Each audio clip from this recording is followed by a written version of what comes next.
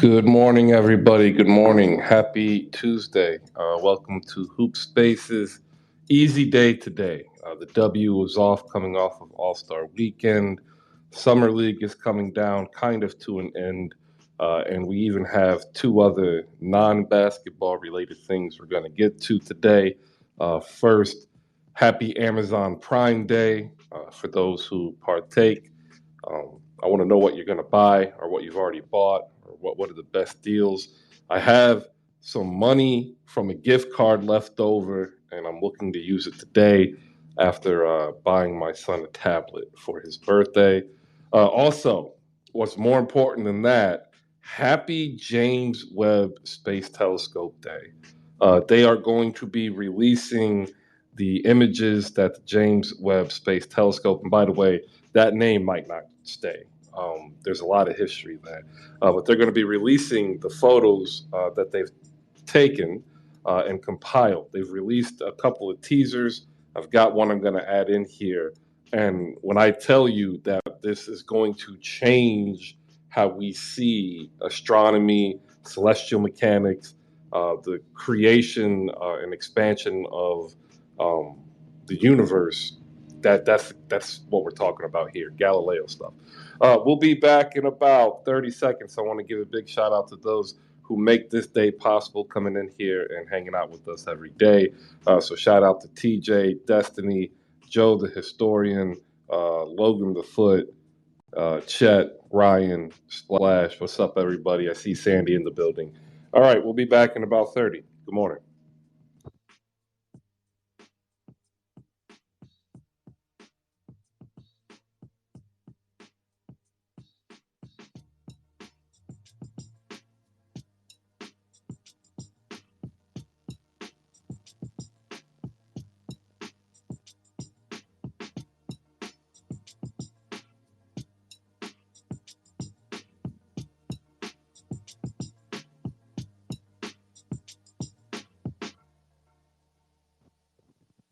All right, welcome. Happy Tuesday. Welcome to Hoop Spaces. Lots to get to in regards to Summer League. We got some W to talk about as it launches its second half of the season today.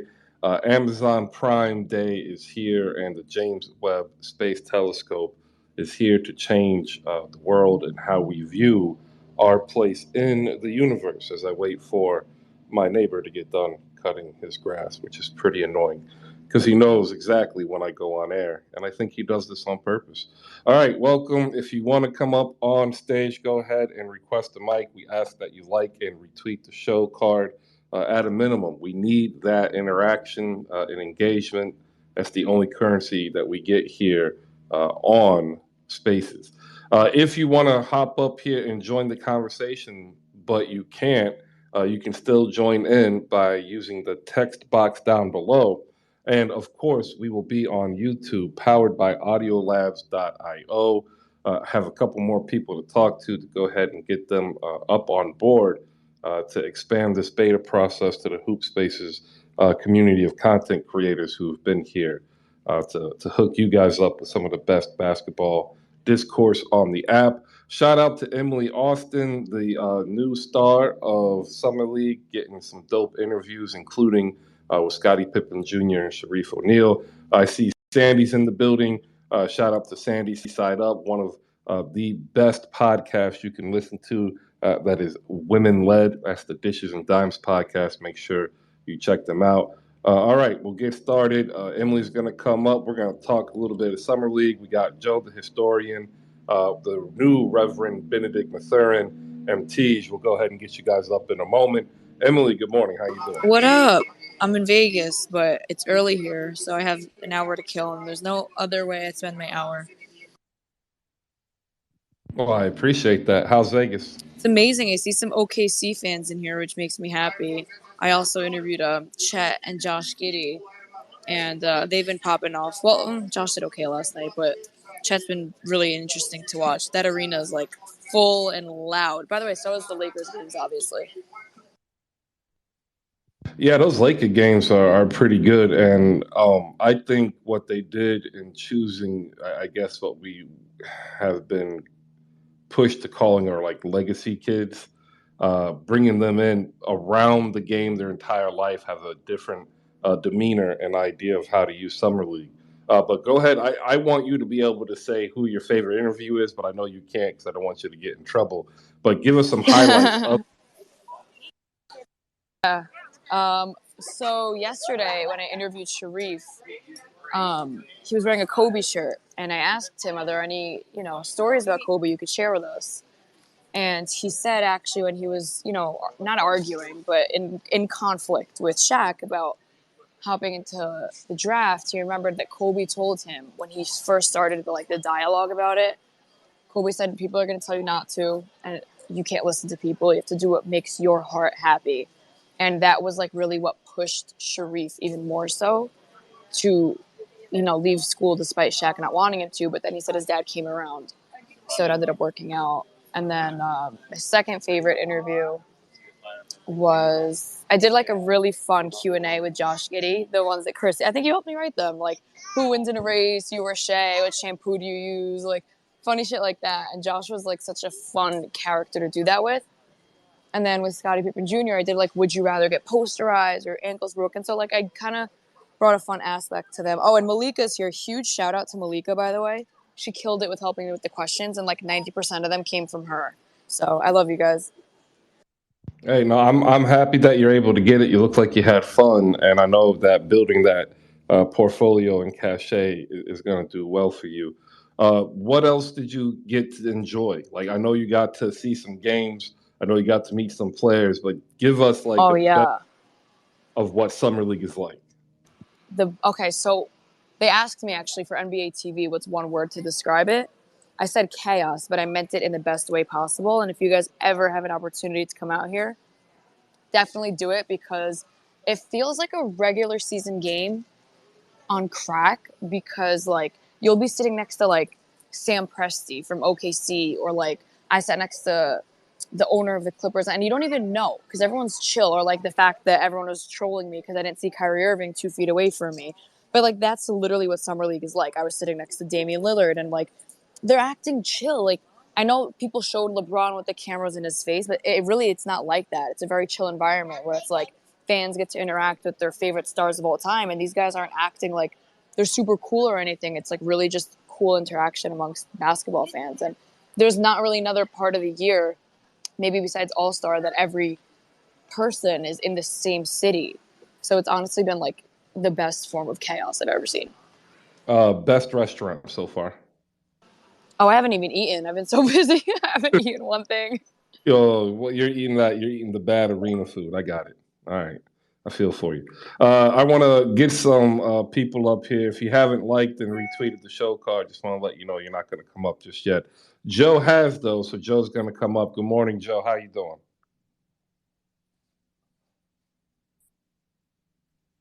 808s would be happy. Sorry about that. I had to put the code in. sorry. You're good. Oh, man. I wanted saying I haven't been on Nets Twitter because it's been so negative and saying life's been happening for me. So I've been in a positive situation. So I'm trying to stay away from them. But my thing is that I wanted to ask you something. I just got turned on to this because I'm working at the job. I had a everything bagel with scallop cream cheese, salmon, tomatoes, and onions. And I'm just saying that was one of the best experiences of my life. What do you think about that, Chris?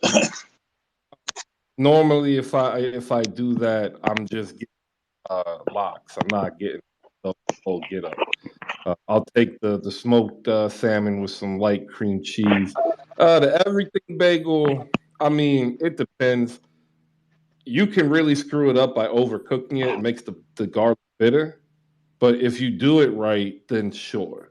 But most places, unless you're in New York or Los Angeles, that I found they burn it. You get that bitter garlic taste. Actually, they didn't burn it. It was on point. So, what I'm saying, I never had salmon on a bagel before, but it was heavenly. Yo, they've been doing that for years, my guy. Years. But bring it back to sports. I'm sorry. I just wanted to, saying, I'm a food critic. Just like Oh, Hey. speaking of sports, did you guys see Chris's tweet was featured in Bleacher Report? Oh, I look at I you. did see that. And I didn't see it on Twitter. I was Googling Sharif before my interview, and I clicked on the first article, and I was just reading it, and I'm like, hoop spaces? Like, that's the first tweet I saw on the article. It was so funny. Look at you. Thank you for bringing that. Like, she snuck that in there because she knew I wasn't going to say anything. All right. I know you're not, but if you won't brag for yourself, I'll brag for you.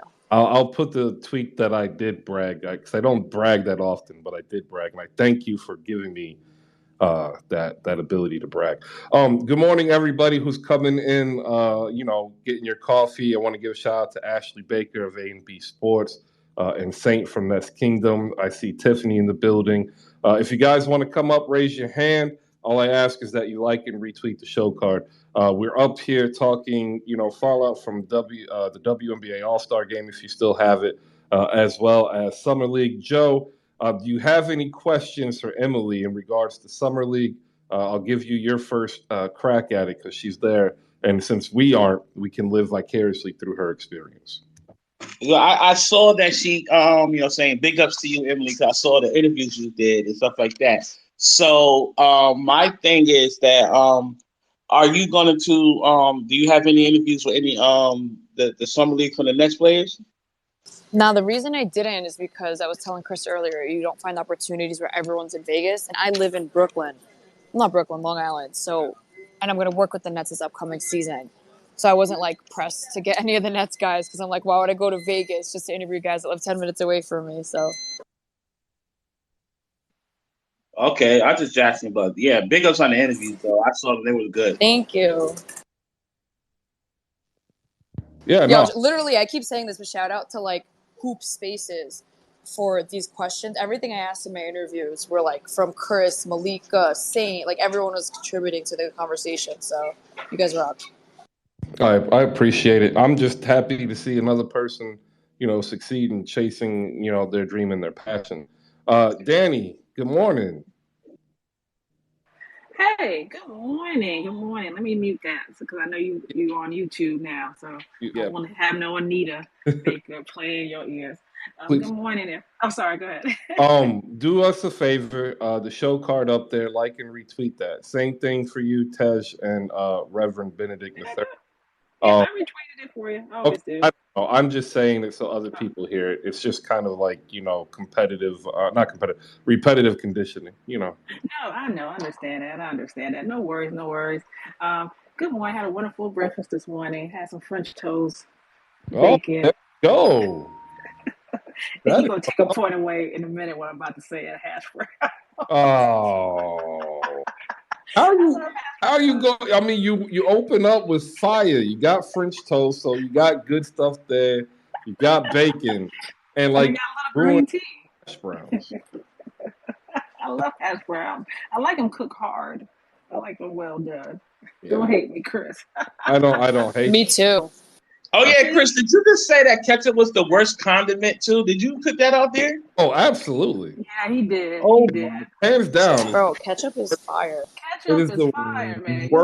It is the worst condiment ever created. I question your food takes, but that's okay. Me too. But Emily, congratulations. I'm sorry I didn't catch any of your interviews, but no, I didn't even post them yet. I've been posting like teasers. Okay. Well, I'll definitely be looking out for them. Buttercup, don't do it. Buttercup, don't lick that wall. I'm sorry. The dog was about to chew into the wall. I said no. You're having a little bit of technical difficulties, huh? Yes, with this dog. Anyway, Emily, I just want to question, since you've been at Summer League, who's the interview that you were hoping you would get? Honestly, every single person I interviewed, I was hoping, because these players are very inconsistent, and I wasn't sure any of them would fully do it. Mm-hmm. But I was most looking forward to Chet Holmgren and Sharif O'Neal, being that Sharif, I never really got to see much of his personality. And then I saw during the interview, he is one of the funnest guys I've ever spoken to. And then Chet, when I told everyone I was interviewing him, I don't want to talk smack, but like, they were talking lots of smack. And I was like, okay, you'll see after he starts to show his personality, you guys will feel like assholes for judging someone you don't even know them off the court. And that's kind of like why I do these interviews. I feel like it's very easy to like shit talk a player and violate them as a player, which is fine. You're entitled to do so. But everyone has something off the court to offer, and I really just want to try to show that. And I feel like these guys gave me the opportunity to show who they are. It's a great question. I love that. Oh, thank you, Emily. I appreciate that, and you know, I hope everything works out for you when you start working for the Nets. But great. Thank you very much for answering my question. Well, I mean, if you got any other ones, don't hold back. We got a couple more people up here, and Emily's just doing a fantastic job of being blitzed with questions this early in the morning, probably without coffee, so we're appreciative.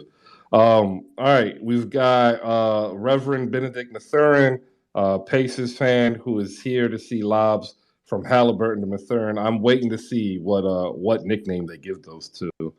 It's not going to be pretty. Like Bennedict Mathurin, that's a lot of syllables. Yeah, I have no clue what they're going to call him, but I think they're just going to go with the Ayton and Jackson nickname, which I hate that would happen because we'll have the same issue we had with Turner and DeMontis because they're both centers. So I don't know how that's going to work. But I don't get the hostility of the Pacers fan base right now. I'm one of those anti-Ayton fans, and I don't understand why people go out of their way just to be so hostile. It's like, I don't know how to explain it. It's like half the Pacers fans don't watch basketball too. That's the other problem. They're just like, let's ride the bandwagon. So I just don't get it. I just wish, this is all I want to say, is I wish Pacers fans would just allow us to, like, the people who disagree with them to have a voice. They're like, just put you down the entire time. I just don't get it. Yeah, I live in this market. Yeah, Pacers fans need to chill, like really bad. Dude, hi, by the way. I'm a Hawks fan, and I am loving what the Pacers are doing. I love their team building, and if they get Ayton, who's still 23 right now, turning 24, I believe, I feel like the Pacers are gonna have a really nice core for real. And same with the Pistons. The Pistons right now, oh my gosh, their team look really, really fun and young. So the league is definitely in good hands. Yeah, no, I love what they're doing too. The issue with Pacers fans that I've come across too is that they want to win in the most obtuse way possible. Like they are just inconscionable. They're just like our owner. That's the funny thing, is our owner is the same way. I don't know. Our owner is gonna rush it, and I don't get this idea that we can't sign somebody to an offer sheet. It's the dumbest thing ever, because wait for another team to come around and sign some Pacer player to an offer sheet. What are we gonna do when that happens? So I don't know. Yeah, the offer sheet issue, and I put it out in a couple of group chats. The reason why there's a hang up here, there's two.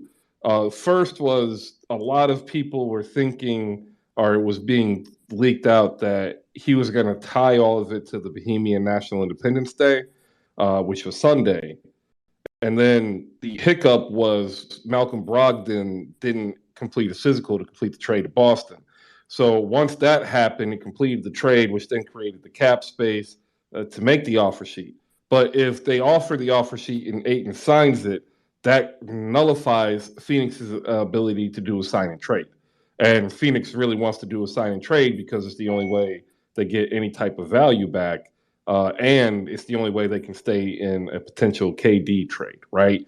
So that's why we're having this whole holdup. And further that, because there's no KD trade up in there. That also put a spin on the KD trade after Gobert's trade jacked up the market. So the amount of players is inconsequential. That was more salary filler. It was the actual 4 picks. Like, had Gobert went for those 4 players and say 2 picks, we're probably already in a world where KD is already traded.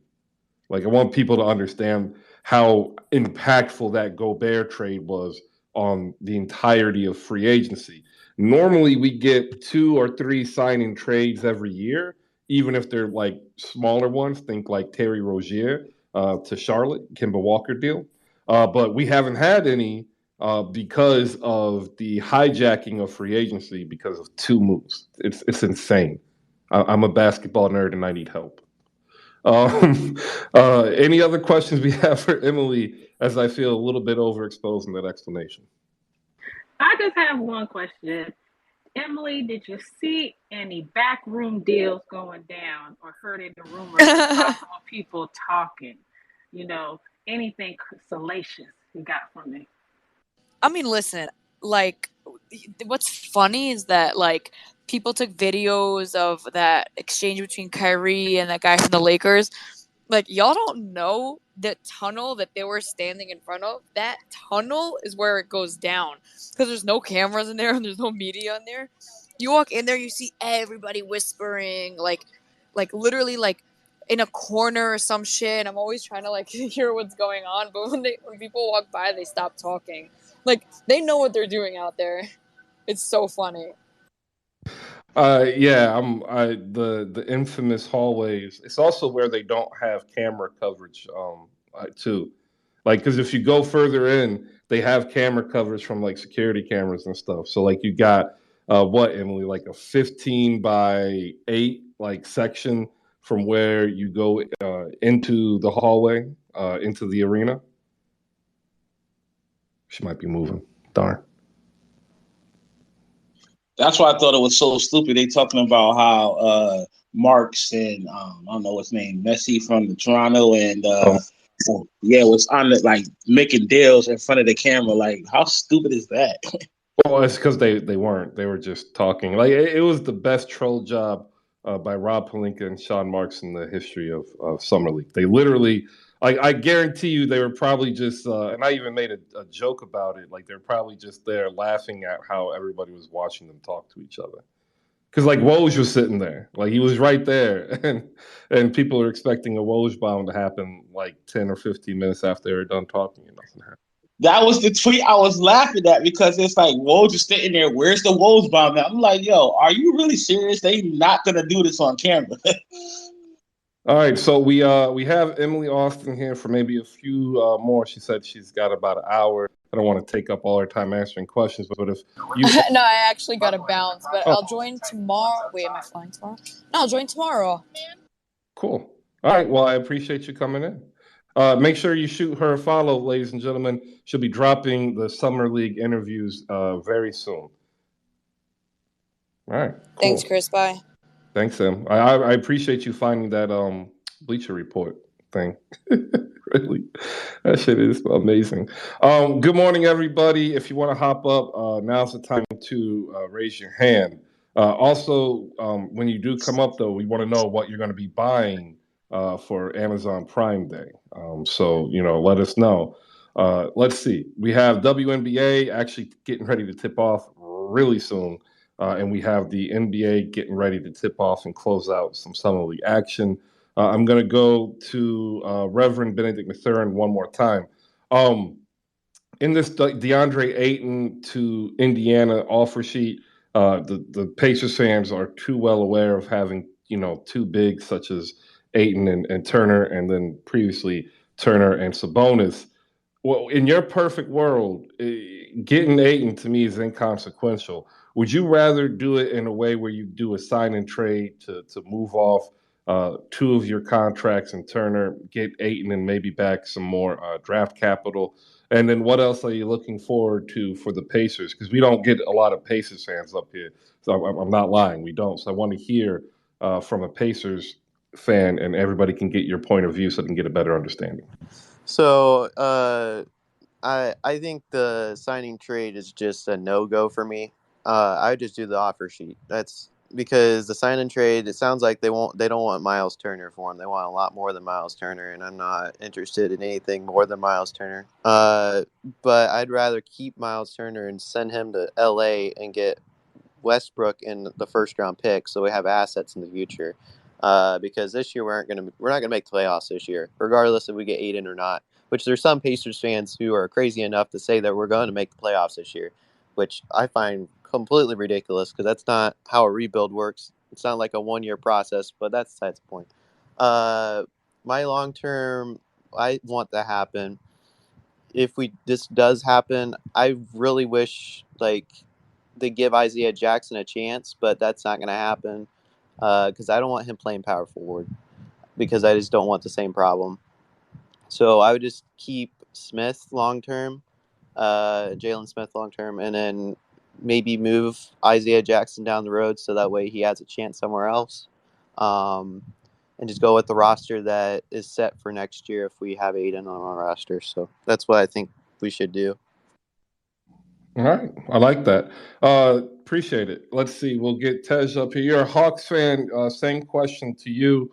What do you want the Hawks to do? The Hawks picked up DeJounte Murray. They lost Danilo Gallinari. They moved Kevin Huerter. They still have John Collins. What do you see? Because they seem that they were trying to prime themselves for another move. What do you think you want? Yeah, man. I mean, it's just crazy to be honest, because it's so funny with the Pacers and Hawks because we both have players that seem to be in trade rumors every off season. John Collins and Miles Turner, and every single time nothing happens, and it's just I kind of feel bad for John Collins, man, because it seems like he's asking for a chance, and every single time the Hawks are saying like, "Well, you might be on our chopping block," and it's like, what did he do? Like, you literally just paid him $125 million, and you're just not going to give him a chance. But I mean, it seems like finally they are going to give him a chance because of the DeJounte Murray trade. Because I think with the DeJounte Murray trade, maybe that made Collins want to stay more, and maybe the Hawks are willing to give John one more chance to see if he can actually be that 20-10 guy that they paid him to be. And so if DeJounte really opens up that game for Trey, hopefully also opens up that game for John Collins. As for Danilo Gallinari, I was a big fan of him. It always seemed like he was making some clutch shot, like this line drive threes, man. He's such a good shooter, and he's going to be really good for the Celtics. And Kevin Huerter, I mean, I am kind of sad that we lost Kayvon, Red Velvet, but he's definitely going to a place where I feel like he could probably succeed more. It's going to be a little weird because the Kings also got Malik Monk, and I feel like the Kings are trying to go back to De'Aaron Fox and Malik Monk, that pairing, back from college. So, but Kevin Huerter for Justin Holiday and I think it was Justin Holiday and Mo Harkless. I feel like that was a good move for the Hawks because if the Hawks needed anything, it was defense, and they got that with Justin Holiday and Mo Harkless because, I mean, honestly, they're just role-playing two-way players. So, but, oh, yeah, they also got a first-round pick, if I remember correctly, which is hopefully going to turn out well, but who knows because the Kings just never make the playoffs. So, but yeah, I think the Hawks are on a good track, especially with the draft pick of AJ Griffin as well. So, yeah. All right. I want to thank everybody for popping in. There's some new people. Shout out Cedric Shine, host of Live from the Mecca with Sean with a W. And also Nick's chatted day after with I Hate Sean and I Am Halito. Make sure you send him a follow if you want some Knicks content. Unhyped Athletics is in the building. Real good dude. Man who puts his time and effort putting the spotlight on collegiate athletes who need that type of pub, as well as supporting women's sports. You can check him over at Instagram and here on Twitter. Saint from Nets Kingdom is in the building. Make sure you follow him for some great Nets coverage with Nets Kingdom AJ. They'll be popping up on Spaces. Hey, they've been taking the time off. Like, we got to give our Nets fans like a round of applause here.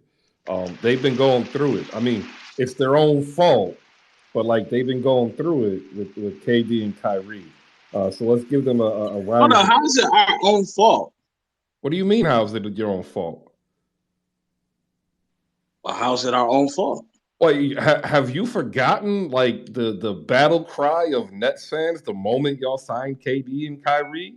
You don't remember angering the basketball gods and putting bad karma on yourself and the fans of the Nets everywhere? Like, we have a guy who calls in from the Netherlands who wakes up early or stays up late to watch this. And like he is so depressed that I think we actually need to get an American style care basket and send it overseas because like the Nets have done this to themselves.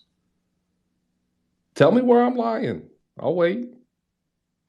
I'm just saying, like we came from together. When you get something like that, saying you're supposed to go hard for it. So I don't think we did it to ourselves.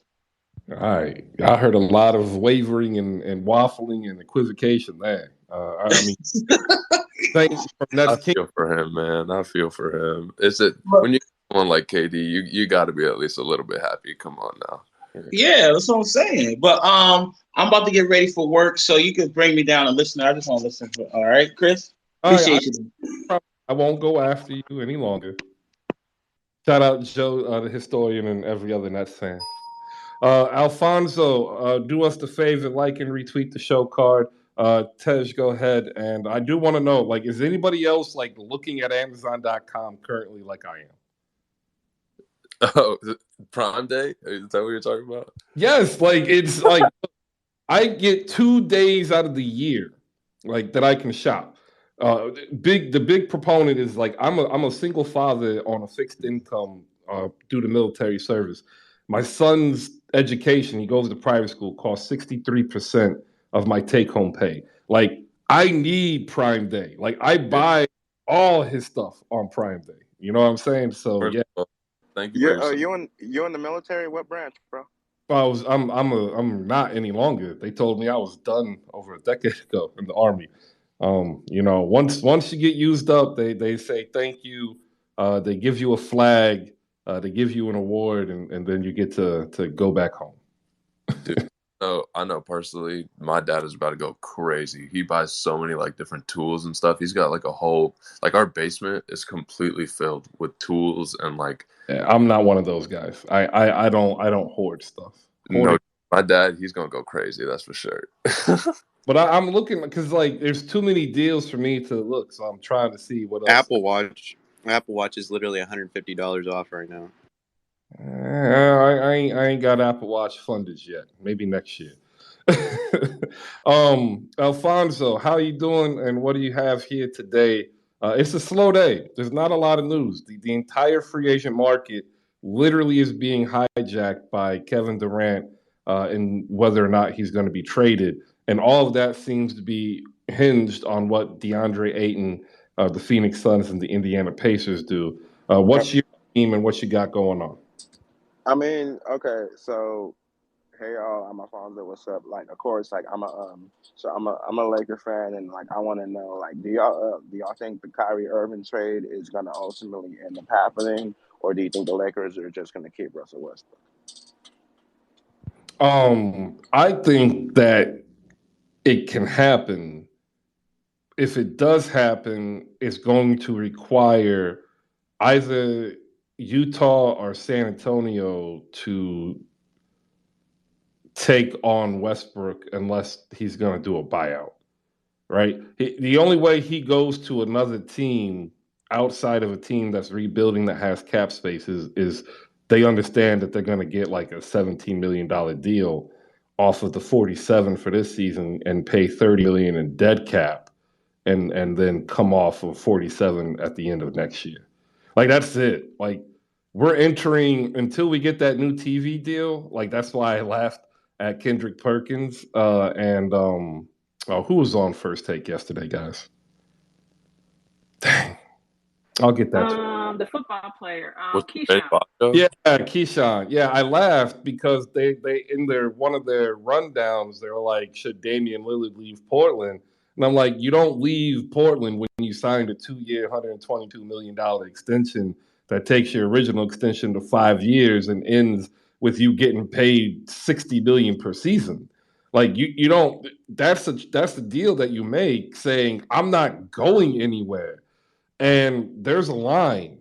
If everybody remembers how much money Blake Griffin left on the table for Detroit, how much money John Wall refused to leave on the table for Houston, like there's a line, and right at $40 million, that's the line. Like yeah, it's real hard to move that contract. And Bradley Beal ended up taking the money too. Yeah, like I would too. Why wouldn't I take the money? Dame's and Beal's contracts have got to be some of the worst contracts though this offseason, man. I mean, if Dame really wants to win, he should have done what Harden did and like at least taken a little bit of a pay cut. But bro, him and Beal, I don't know, man. I don't even think Beal wants to win at this point. So like one, we can't say that the contract is bad. The contract is market value, right? Like True. They put in the time. The way that the CBA is bargained is a tier process by service and certain criteria met. If you've met it, you earn it. Like that, people keep crying about Tobias Harris. Trust me, I know. I didn't want to trade Ben Simmons so we could attach Ben Simmons to Tobias's contract. But he earned it. Like I'm not mad at Tobias for making the money. I'm just mad at the situation within a cap sheet. So we got to be careful. But there are contracts that are signed that basically are life deals. And this is one of those deals, right? Now, maybe he wakes up tomorrow and says, you know what? I changed my mind and trade me. But then like that would go against everything he said in the last 5 years. And like it hasn't changed. There wasn't even a way. People try to say he wavered, but he never really did. He said, I'm staying here. At the end of the season, like every season, I'm going to sit down and see what the direction is and see if we can compete. That's it. Like, yeah, that makes a lot of sense. I mean, going back to the whole Kyrie thing, though, man, I was telling Jake Fisher the other day, like, there's no way it's straight up Kyrie for Westbrook. There's absolutely no way. Like, there has to be a third team. And if it is straight up Kyrie for Westbrook, there has got to be something going on in the background, man, because no one wants that Westbrook contract, first of all, especially with the way he's been playing. And Kyrie to the Lakers, everyone knows that the NBA wants that. They want him and LeBron to reunite. They want like both of those players in that city, especially. Like that would make billions of revenue, in stadium, out of stadium, TV deals, everything. Like that's box office. That's what Stephen A would say. That's box office, Kyrie and LeBron together again. So if it's straight up like Kyrie for Westbrook or like anything around that, like I don't care. Like this deal should involve a third team at least. Otherwise, there's definitely something going on in the background. Well, they can't do straight up because it doesn't work cap. But if they add like players and stuff, right? Yeah, they'd have to add the minimum of Joe Harris to do a straight up deal, and that's just not going to happen. Although, like again, tomorrow can change everything. If KD is traded and they're going to blow it up, then the Nets might look at it just to get off of the contracts. So here I found something. I want to hear your thoughts. There is a Black & Decker machine called Bev, and it's an automatic cocktail maker. Okay. So you get these capsules that has, I guess, the cocktail mix, and then you attach the bottles. It has looks like a distending straw that goes into the bottles, and then you press it, and apparently it mixes the correct amount of alcohol with the pod and pours it into a drink. So it's like a cure for alcohol? Yes. That sounds pretty cool. I'm not gonna lie. It Yeah, is really cool. yeah. It's on sale for $200. Mm. All right, there you go. Alfonso, get back to your basketball take. Yeah, I'm here. What's up? Well, you wanna keep talking on your? Never mind.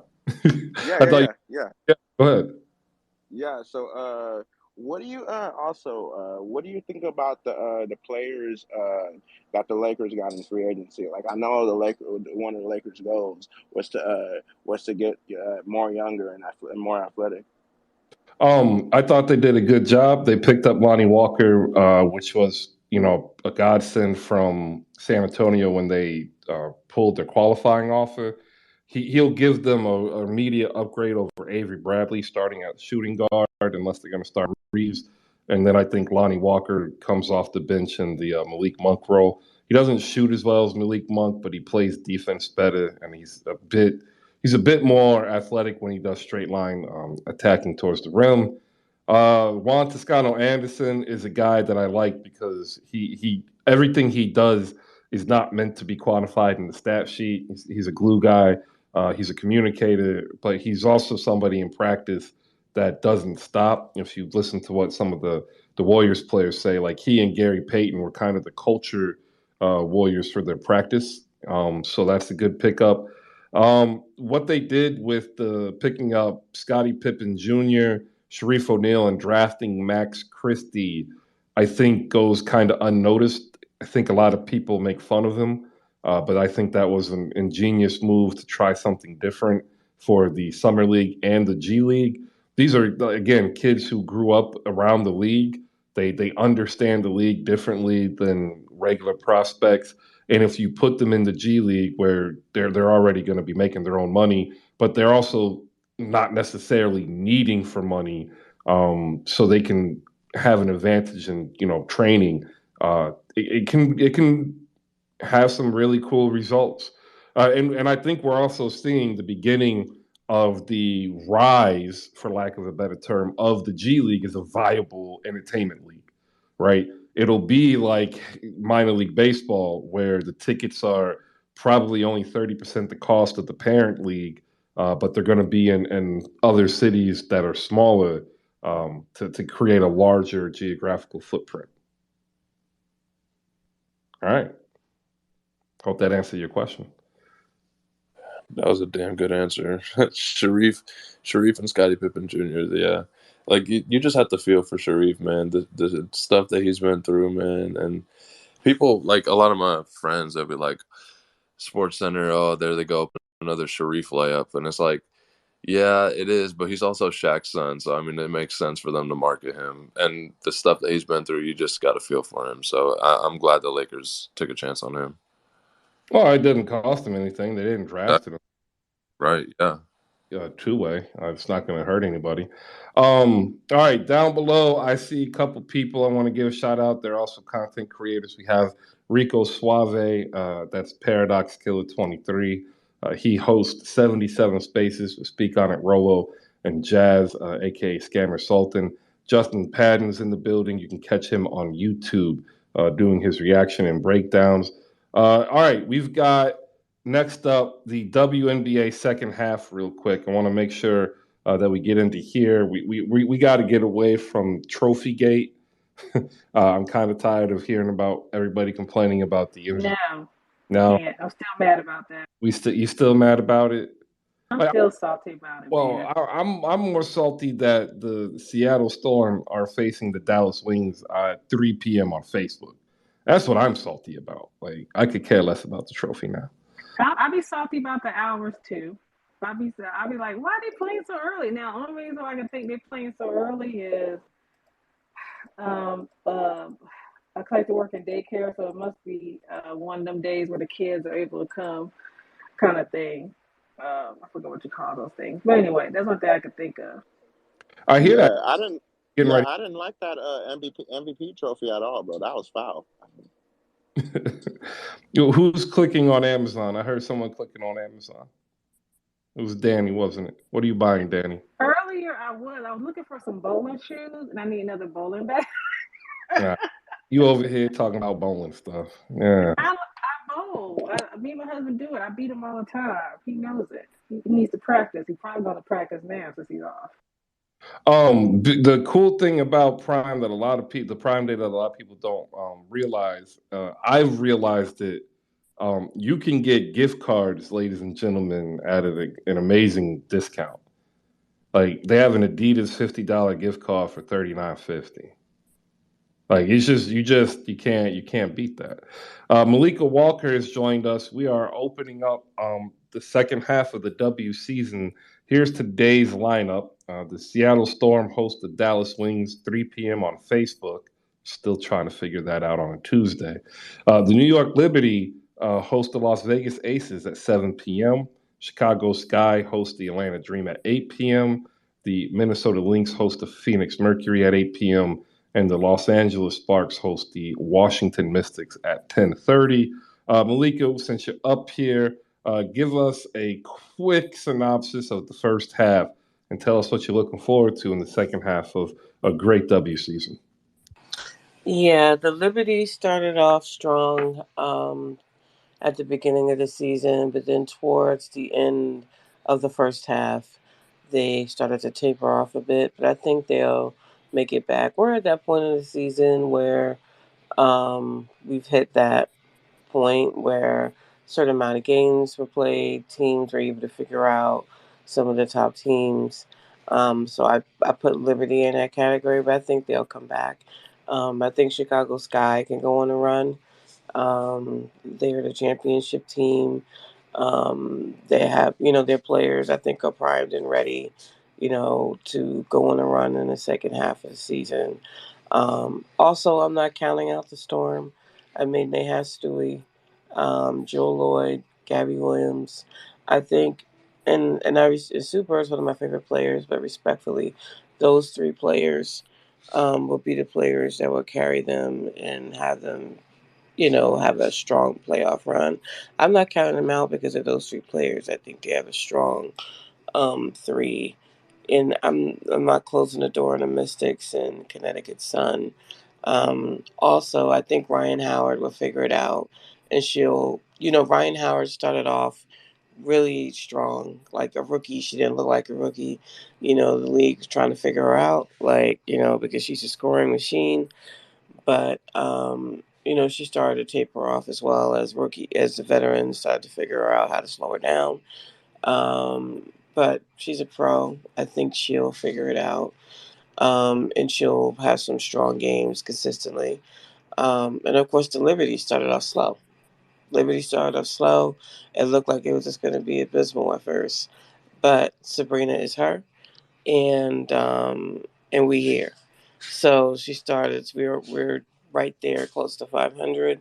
But Nigelini, maybe coming back in August, but I'm really excited that Sabrina has found her game and she's doing well.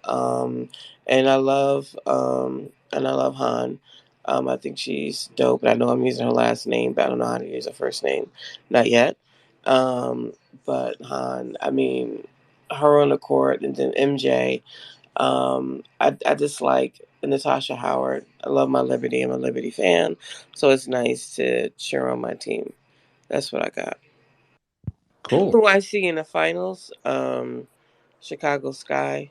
I think they get there, and I think it'll be against the Aces. So we'll see. I agree. I think the finals will also be the Sky versus the Aces, and I think the Sky definitely have a chance to repeat.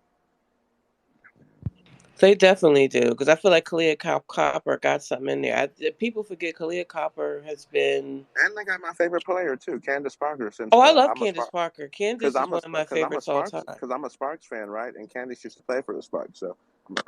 Yep, Kansas is one of my favorites all time.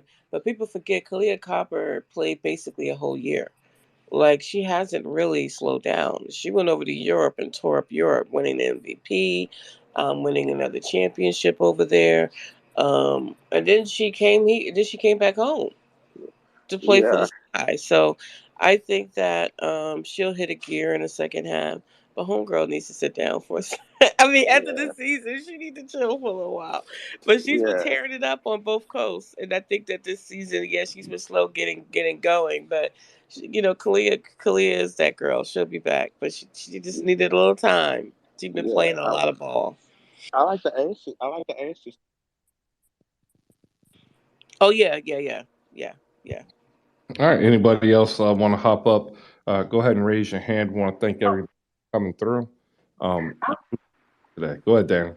I was just going to say too. I know we're focusing on the top part of it, but I'm looking at the bottom, and you looking at 7, 8, and 9. And there's only 8 spots, and if Phoenix can get on a run on their end, they could possibly make it to the playoffs. Depending on how Dallas decides to do it, depending on how the Sparks can do, it's way tighter. Really 6, 7, 8, and 9. That's going to be interesting to see if there's going to be any movement, any switching. Can Phoenix muster the togetherness or rise up out the ashes like the phoenix that they are, and, get and Can move they up figure out toward that it. team chemistry problem though? Right, that's the word I was looking for. Can they figure out their team chemistry? Thank you, Maliika. Can they figure out their team chemistry problem? Can the Sparks finally find that groove together? Can Enrique stop shooting so many shots and trust their But with the teammates? Sparks, can anybody besides Slim play defense? Is that possible? That's a good point too. That's exactly a good point too. All those are things I'm looking at right now. Can Deladon finally play back to back games and not every other game? And also too, if we got rookie of the year, somebody brought this up somewhere else. Um, I was on a space or somewhere. Watch Shakira Austin for the Mystics. Nobody talks about her as a rookie of the year. We're all in love with Ryan Howard, and that's my pick right now. But Shakira's been doing a lot of great things when Deladon is not there.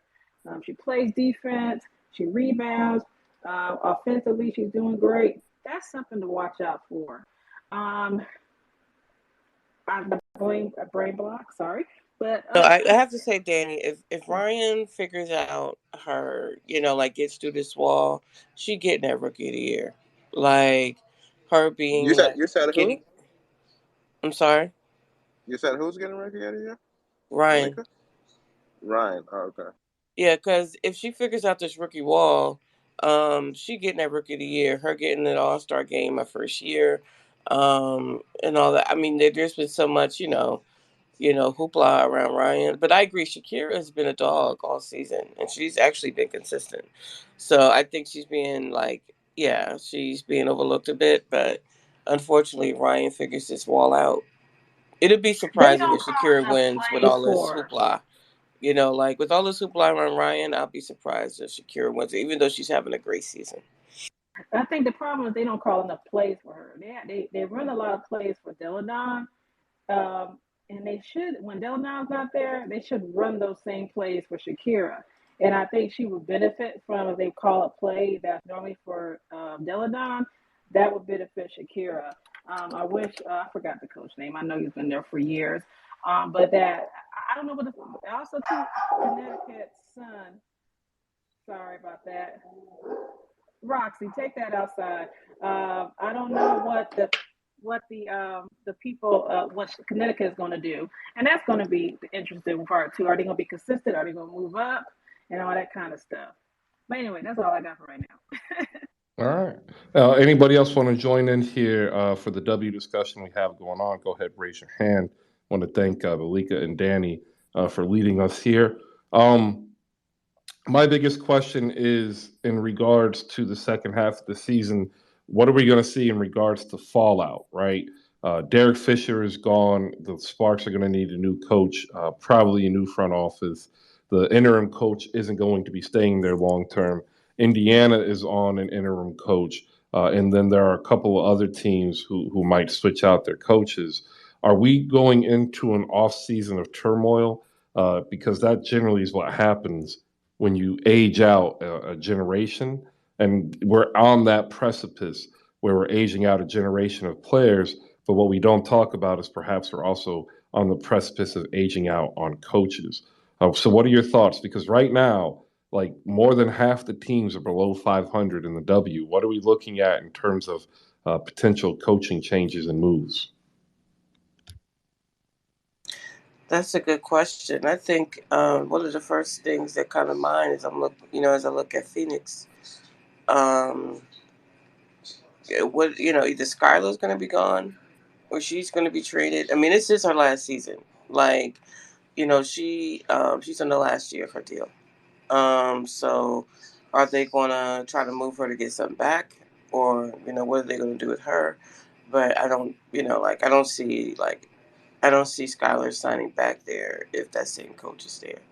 With LA, they need to do a really good search for a coach though. Like Like just do a good.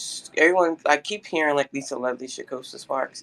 I think they need to do a detailed look about who their coach should be. You can actually look for a coach that fits instead of hiring a hot name. Um, Indiana Fever, like there's so much good. I mean, with them, but they're on the middle. They're starting a rebuild. So, what coach can help them do that? Those are the two that pop up and at the top of my head. All right. You know what? I'm actually kind of shocked that the Mercury fired their head coach last year, and they had made the championship. Well, it goes to show like the W, I think, they don't have the same tie, at least not yet, to the coaches financially as like the NBA, and that's changing though with the way that they're starting to compensate some of them. We got Becky Hammond making seven figures, and I know for the next wave of coaches, they're going to be pushing that seven figure deal frame as well, and then hopefully that trickles into the players' pay as well. All right, almost at the top of the hour. If you want to come on up, I'm still waiting for some more Ayton news. Apparently, he had met with the Indiana Pacers, or at least the representation met. The one thing I did say yesterday is if they do this, I don't expect Buddy Hield to be moved because Buddy Hield has kind of like a direct relationship with DeAndre Ayton and a couple of the other players from the Caribbean. Your thoughts on anything related to that? And the next up, what do we do for the Nets if KD isn't moved? I think the best thing to do actually is not run it back the way it is. I think the best thing to do is embrace the moving of Kyrie Irving and see what Ben Simmons has to offer to play next to KD and see what you can actually get for Kyrie. We got that coming up. I want to give a shout out down below to Drew, who's popped in. Viral Nico's in the building. JFK, Yankees Pride, Coco, Afisha, and Eddie. We've got somebody else in here. If you are on NBA 2K, you should take some time to follow this one. This is the black one. The Black Frank White one is the handle. If you're into 2K, make sure you shoot him a follow. Logan the Foot is in the building. Blake is here. Welcome, everybody. All right.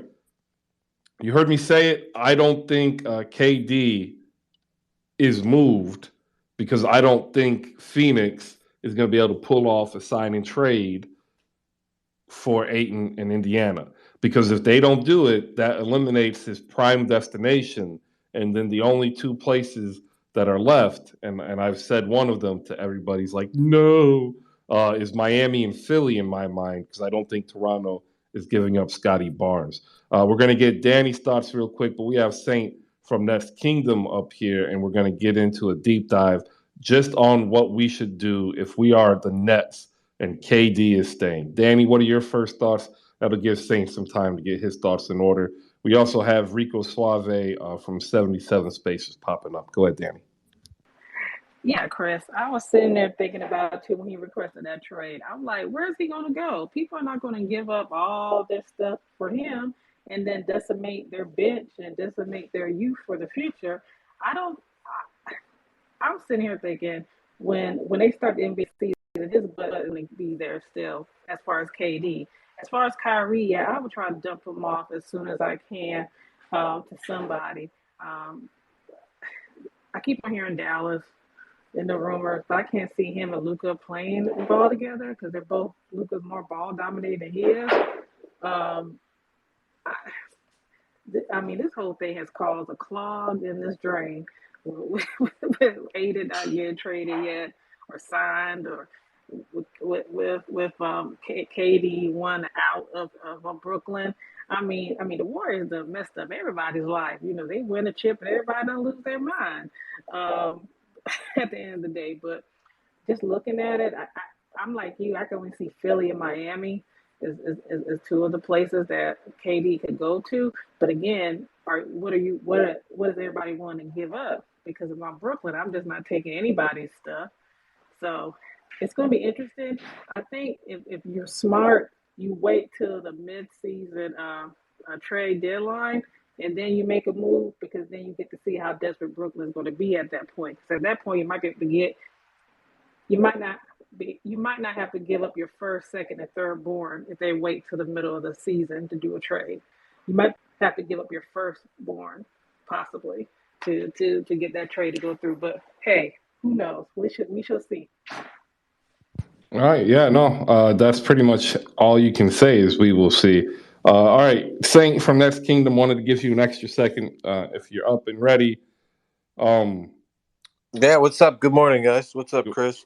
Morning. It's a long, convoluted path that we took to get here, but we are here, and we are waiting for DeAndre Ayton to get this started.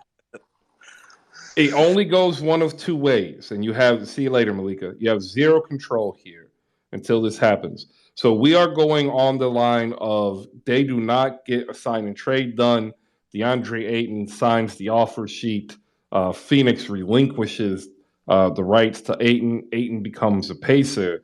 That makes it almost virtually impossible for Kevin Durant to go anywhere in the Western Conference not named Golden State, the Los Angeles Lakers, the Spurs, the Oklahoma City Thunder, and the Denver Nuggets. They would have to be able to create a trade package, but those are the only teams in the West that can absorb Kevin Durant and offer the next any value in return. The East is different. The East is wide open, but Kevin Durant doesn't want to go everywhere. He can go to Atlanta. He can go to DC. He can go to Philly, Toronto, Detroit. Every team in the East can put together a package. That's how stacked the East is. But Brooklyn doesn't want to trade him to Philly, and Brooklyn probably doesn't want to trade him to Miami. So what are we looking at if KD stays? Well, I heard the one thing you said before was, eh, see, that's the thing. If Kyrie gets traded and KD's still here, there's no way. Like, unless he comes to his own thought process and is like, you know what, I'm just gonna stay. I'm happy. Like, I just don't see that. I think if you trade Kyrie before you trade KD, that accelerates. Now, is there a world where that exists? I don't even know if that's possible, Chris.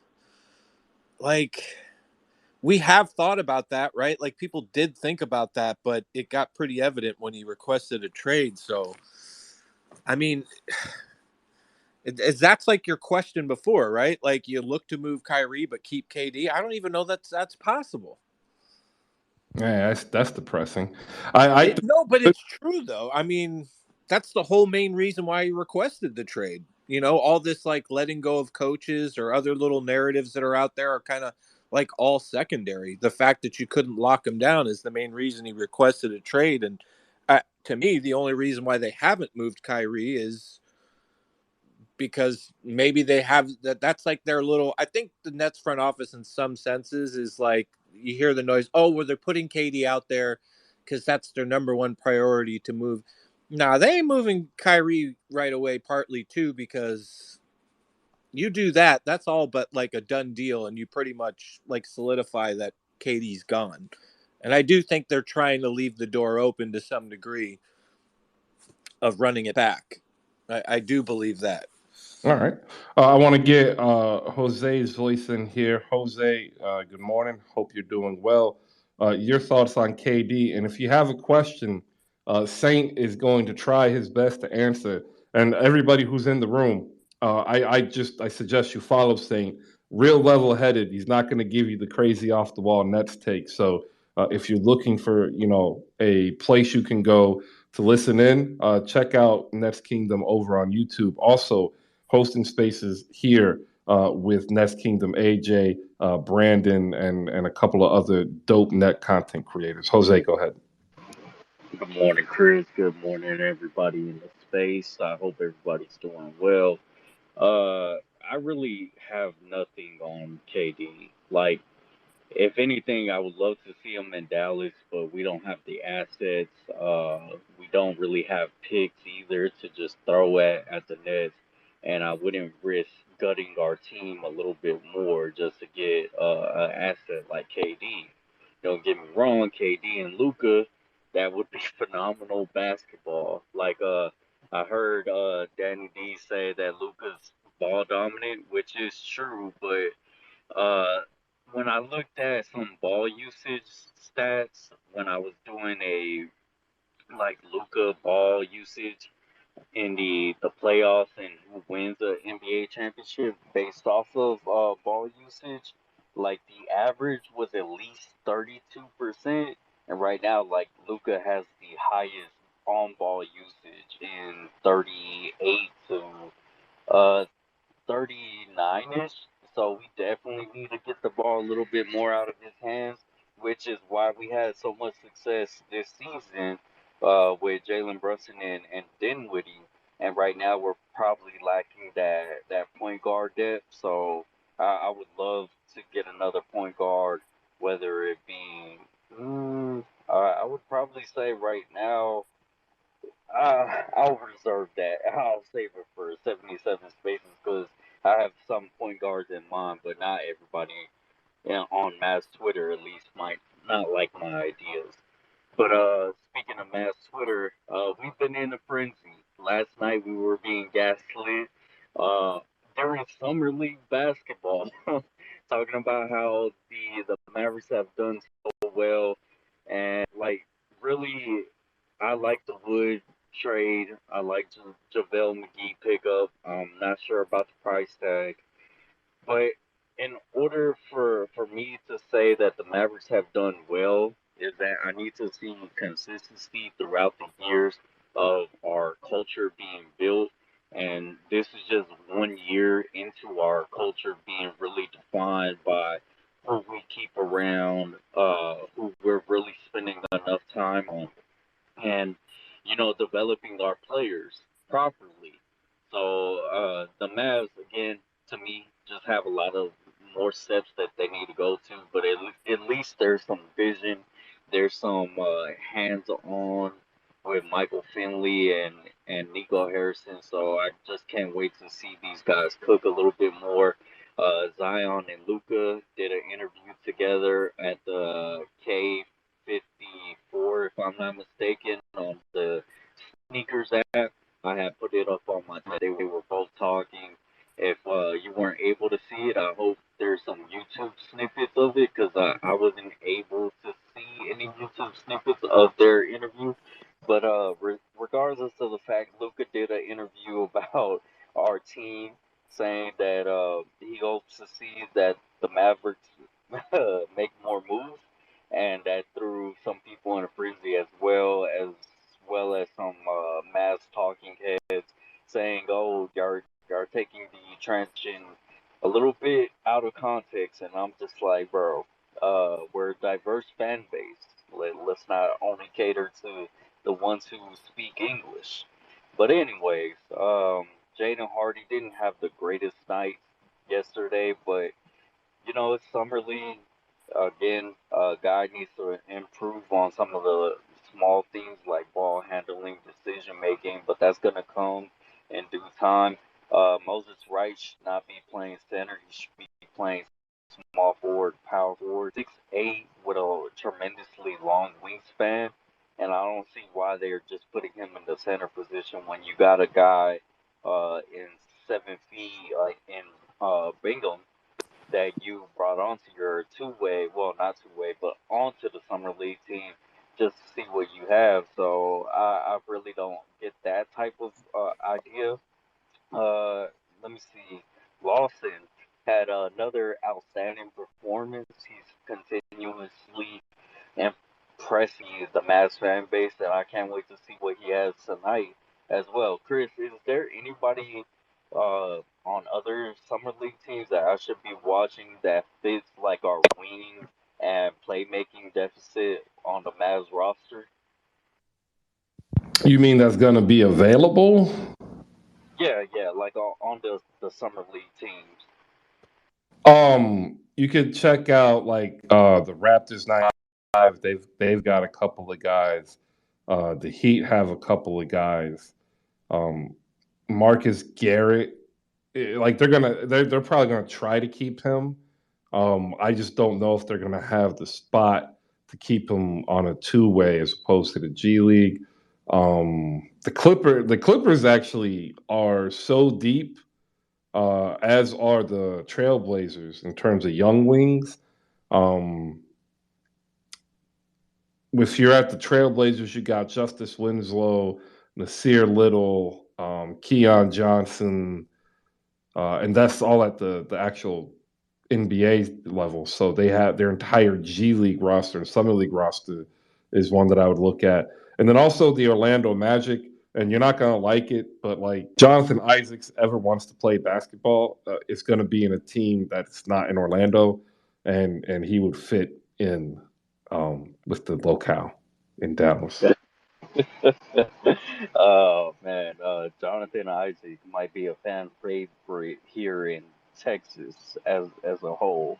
But I just want to give a quick reminder to anybody who wasn't in the space. 77 Spaces will be back tomorrow. I am planning to announce a special giveaway for all the Mavs fans who attend our spaces and show up and support us. So just tune in to hear what the giveaway is tomorrow. I appreciate you, Chris. Y'all have a good one. All right, I appreciate you. And ladies and gentlemen, make sure you shoot a follow. More stuff coming from 77 Spaces and Hoop Spaces in general.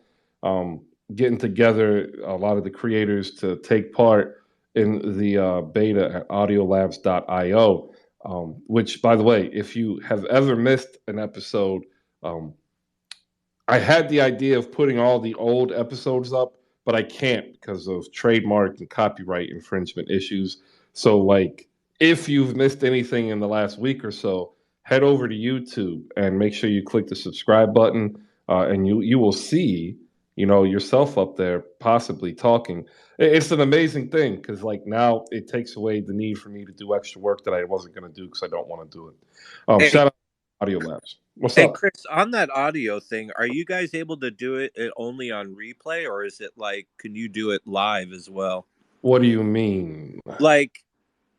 Just like as this show's going on, is there a way to loop it live to you? Oh, no, not on YouTube as of yet. I can tell you we can simulcast, and that's what you're asking. Yeah. I just was wondering if like you could be doing the Twitter Spaces and it being showing up on YouTube through No, the audio setup you have. Okay, no, I was not just curious. quite yet. We can simulcast live on Clubhouse. They're working on some additional simulcast features on other platforms. YouTube is a different one because they would have to create a matrix to convert and display simultaneously, and I don't know if they are going to be able to do that. Interesting. But I do need to get with you, Saint, because I need to figure out who is going to, for the Nets Twitter side, host it. Because I got to explain it to you. Because you're the only group that is not like a singular group. You're a collective. Yeah. And the only way to actually use it is I need a singular group or individual to be able to sign up for the beta. And I would actually still have to see if I can get you in because they only gave us a limited amount of space. And there's just people who are in line ahead of you. But I'm going to try to get you in regardless one way or the other. That way, when you hold your spaces, it converts to YouTube and it gives you extra content. No, I hear that. Yeah, because I think the Jay and Brandon thing is separate from what we do, but a conversation can be had definitely with AJ because I do run my spaces from time to time separate from Brandon and Jay, and they do hop in under the Nets Kingdom thing. So yeah, we can just DM them. I'm sure we can talk on the phone about it and dive into it more. All right, yeah, no, most definitely. I want to make sure that everybody down below has a chance to come on up. As you can tell, we are entering the dog days of NBA existence, the winding down of Summer League. We look out into the void, the desert that is the landscape approaching between now and that of training camp. So now's the time to go ahead and come on up and tell everybody how you feel your team did in free agency, because at this point, free agency is essentially over. We've got maybe 3 more moves of note of consequence. And then the next time your team's going to be able to pick people up is when they're buying the buyout candidates. What you got, Saint? No, like to add to your KD thing, like this whole thing with Ayton, like that I don't even think the Ayton thing really matters anymore for us in the Nets, right? Like I think it maybe makes Nets fans sigh of relief, like the ones that are like, please don't make the deal, because there's a lot of Nets fans that don't want Ayton and don't want the trade. Not to say that he's not a great player, it's just it's not the idea that we're looking for, especially like I don't me personally don't like the idea of Ben and Ayton together, but I'm not even excited about that. But I do feel like it is leading towards, unless somebody comes out of nowhere, like I think the next drama that the Nets are going to have to face is, because I do think this is going to go way, way, way and potential where Kyrie and KD may have to show up for training camp. And are they going to? I think that's like the next drama in line, because quite honestly, you hear Iron Eagle, you hear Woj, like Scoop has mentioned the same similar thing where it's like, especially with Woj's yesterday, speaks volumes to me, because we all know that that is Sean Mark's mouthpiece. And he's all but laying it out, saying, yeah, there's nothing here. Everything's pretty much dead right now. This very well could go here, basically alluding that the Nets are prepared to wait this out extremely long, even into the season, which to me is like a bit of an out and a saving face type grace, is the way I look at it. Um, and that's, a good and bad news, because it's ultimately like, I think if most Nets fans, they want them to run it back one more season. So the longer this goes out, you kind of get your wish. But on the same token, if there's no chance that these two are going to stay, you want it done. But you're not hearing that either, outside of just him requesting. He's not talking to anybody about it. So you don't even really fully know where everybody stands. But I think this is going the long haul, and I think you're going to get ready for a new drama with the Nets as far as will they play. Yeah, I kind of agree with you. I had a question. All right, I have bought a Echo Show second generation to replace the older one that I have. I'm buying my son a kid's pro tablet for the 6 to 12 age group. That comes with this light bulb. I'm getting a new Echo Dot to replace one of the first generations because I never replaced it. A office chair on sale for $30 from like 180, and then meal prep. I'm getting like 32-ounce 2-compartment meal prep containers. I literally, dude, it must be a single dad thing, because I literally looked at it. What? No, like I was looking at the light thing with the Echo. My kid wants like a gaming chair. It's funny, just you're listing off all the shit that I was looking at. Like, Yeah, well, like so it's this Echo Glow. Like it's because it's $16. And he uses Christmas lights strung up for a nightlight, and I'm like I'm tired of these Christmas lights. One, they make the room hot, and I'm sitting here like it's summertime. You doing this? So that's the only reason. It's an add-on purchase. Everything else is just an upgrade or a replacement, right? Like I haven't even bought anything for me yet, other than the office chair. I guess it. Go ahead, Reverend, and then we got Tejsh, and then we'll introduce Domo, who will come up here and he'll try to give out some Spurs propaganda. But ever since DeJounte Murray was traded to Atlanta, it's been pretty weak. So maybe he's feeling up to it after a couple days. Reverend, go ahead. All right, I always want to say thank you for letting me come up here, because it's hard to get up into these spaces sometimes as a Pacers fan. Not talk about yours, I'm just talking about others. But I gotta run because I gotta go teach a class at Ivy Tech. So I'll try to get back on here a couple days from now. But I normally have classes during this time I have to teach, so I'm gonna run. So. All right. Well, if I ever go to Ivy Tech, I'll take your class and expect an A. Yep. Appreciate it, and we'll see you next time. Tejsh, what you got? All right, so this is about KD. I remember with 77 Spaces, like he was talking about KD and Luka possibly pairing up. To me, I mean, if he honestly anywhere KD goes, I'm not sure if it's going to work at this point, man. Like there was this Emmanuel Acho. He was talking about the difference between KD and Curry, right? Curry, when with the Warriors, he has made Draymond and Clay winners. He has made Harrison Barnes a $100 million player. He's made Steve Kerr one of the most winningest coaches of all time.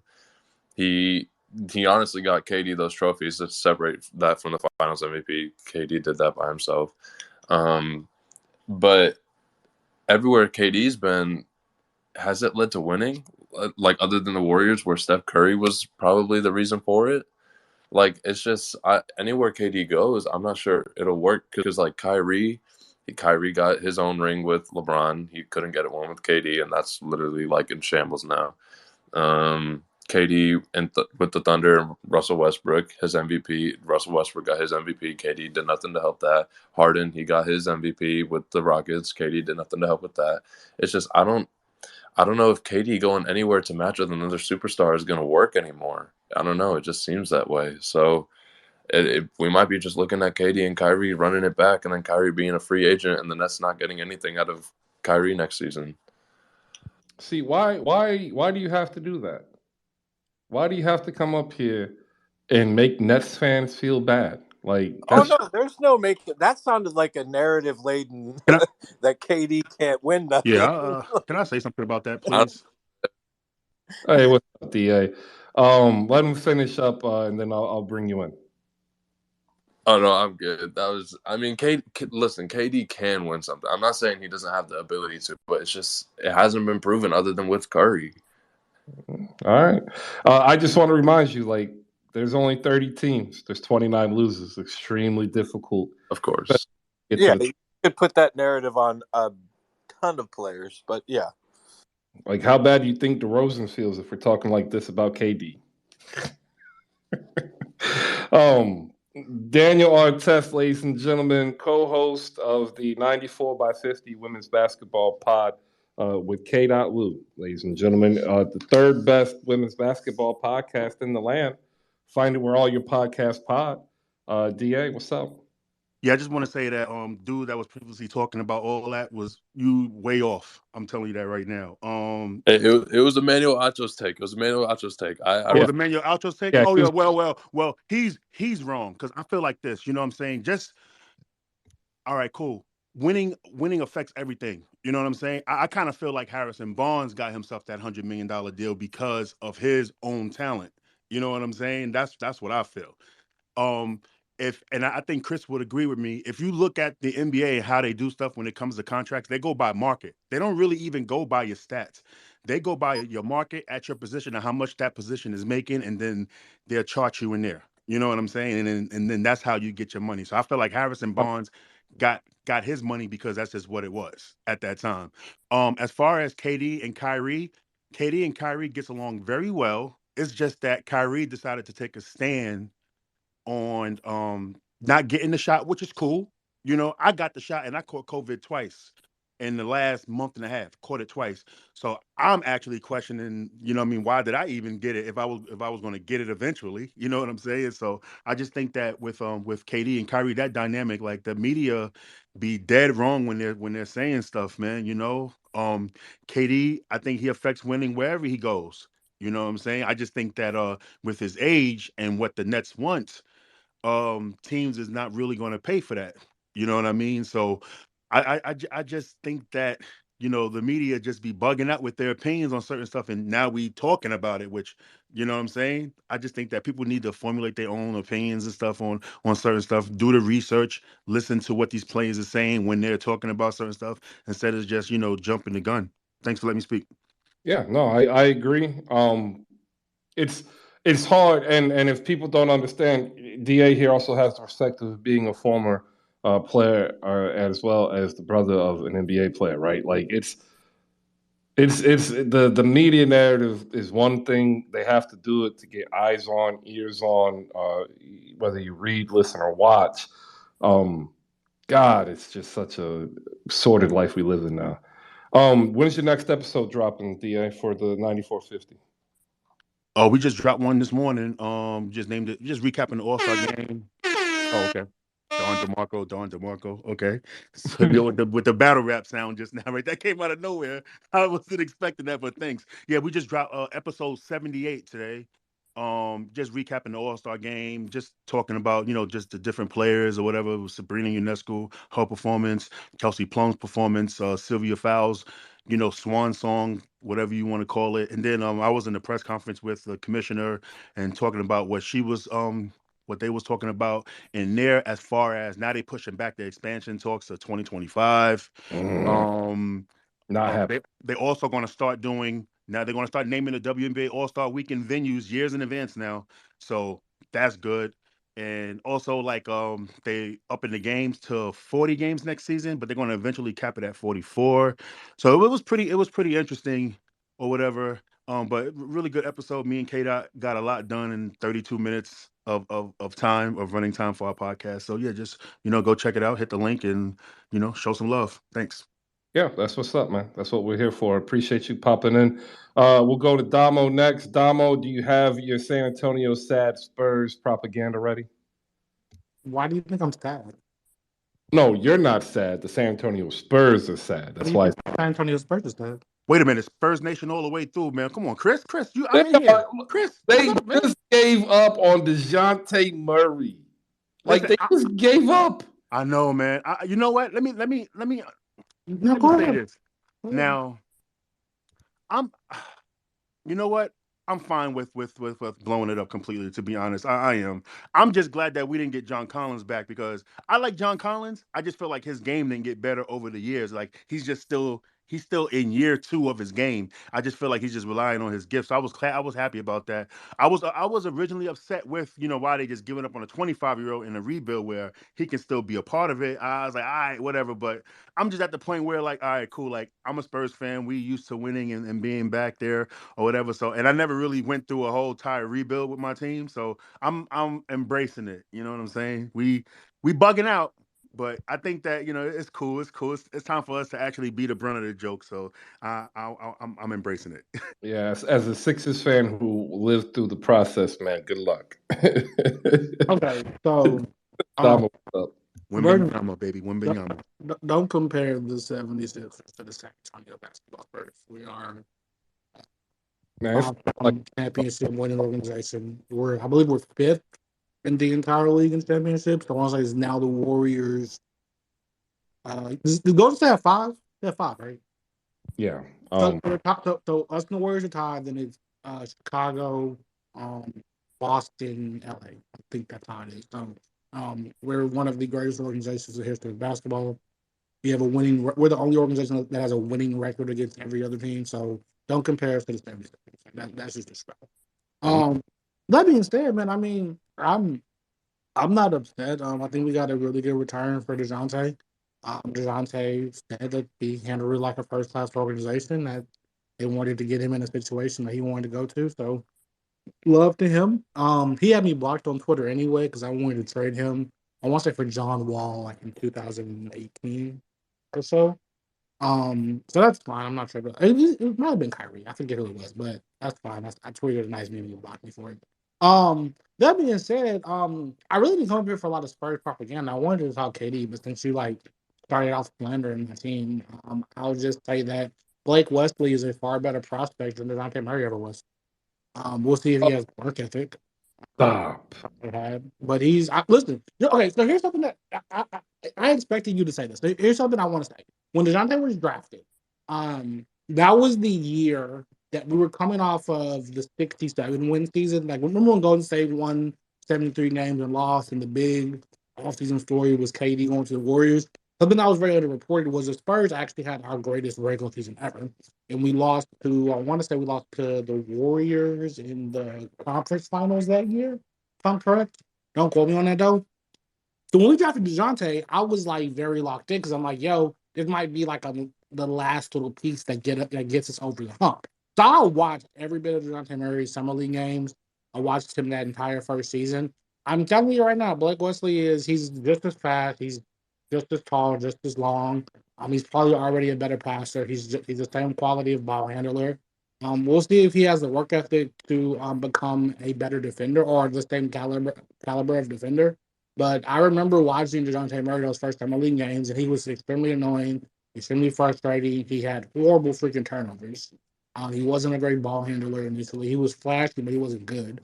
I watched Blake Wesley like in 3 games, and I said, "Oh, that's better." Like we'll see if he has the same projection, but if you believe in the Spurs development system, which we obviously are the best to developing talent in the entire NBA, then I like Blake Wesley a lot. Jeremy Sohan still hasn't played yet because he has COVID. But I'm not concerned about San Antonio. I think we'll be probably about just as good as we were last year. I think we won't take a big leap like I was hoping. I think that Keldon Johnson, and Primo and Devin Vassell will be the core of our team. We went from being, guard based to wing based, and I'm cool with that.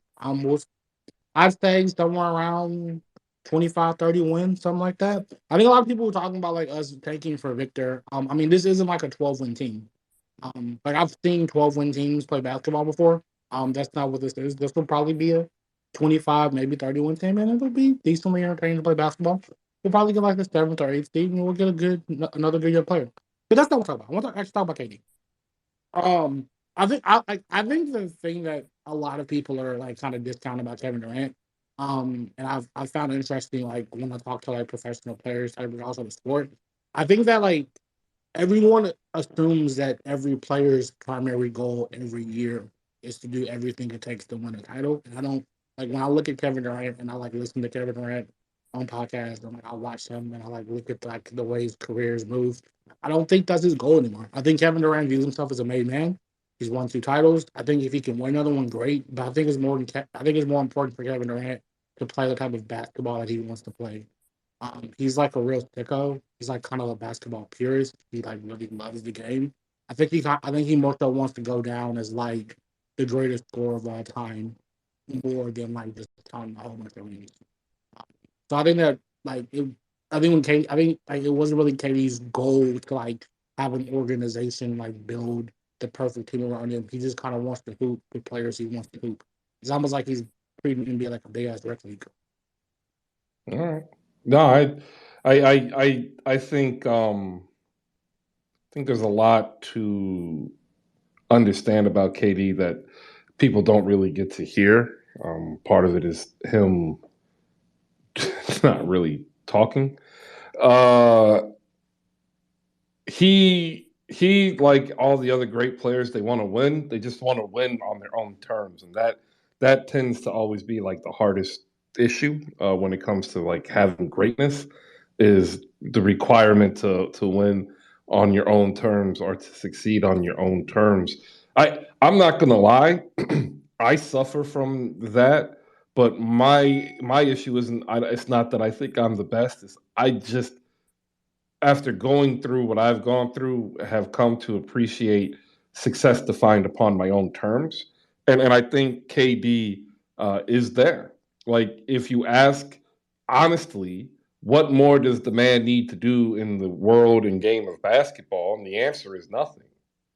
Like, he's won a championship, he's won an NBA Finals MVP, he's won an MVP, he's been at the top echelon of his profession.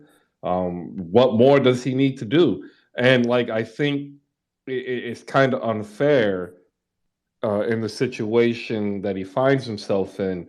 And I say unfair in a very narrow sense here, because most greats of that status and nature, they actually tend to be able to affect that outcome, and he's in a position where he really can't, and it's got to be frustrating. And I say that because he has to deal with Steph Curry, who's also on that echelon. He has to deal with LeBron James, who's also on that echelon. And a lot of people will believe that a healthy Kawhi Leonard is. I'm not there, but so on and so forth. And every time he's had to go up against these two principal rivals within this characterization of greatest, he's third. He doesn't have as many wins as the other two. He doesn't have as much success as the other two on the court. Off the court, it's a different argument. And it's got to be maddeningly frustrating. Oh, Well, go ahead. I feel like okay.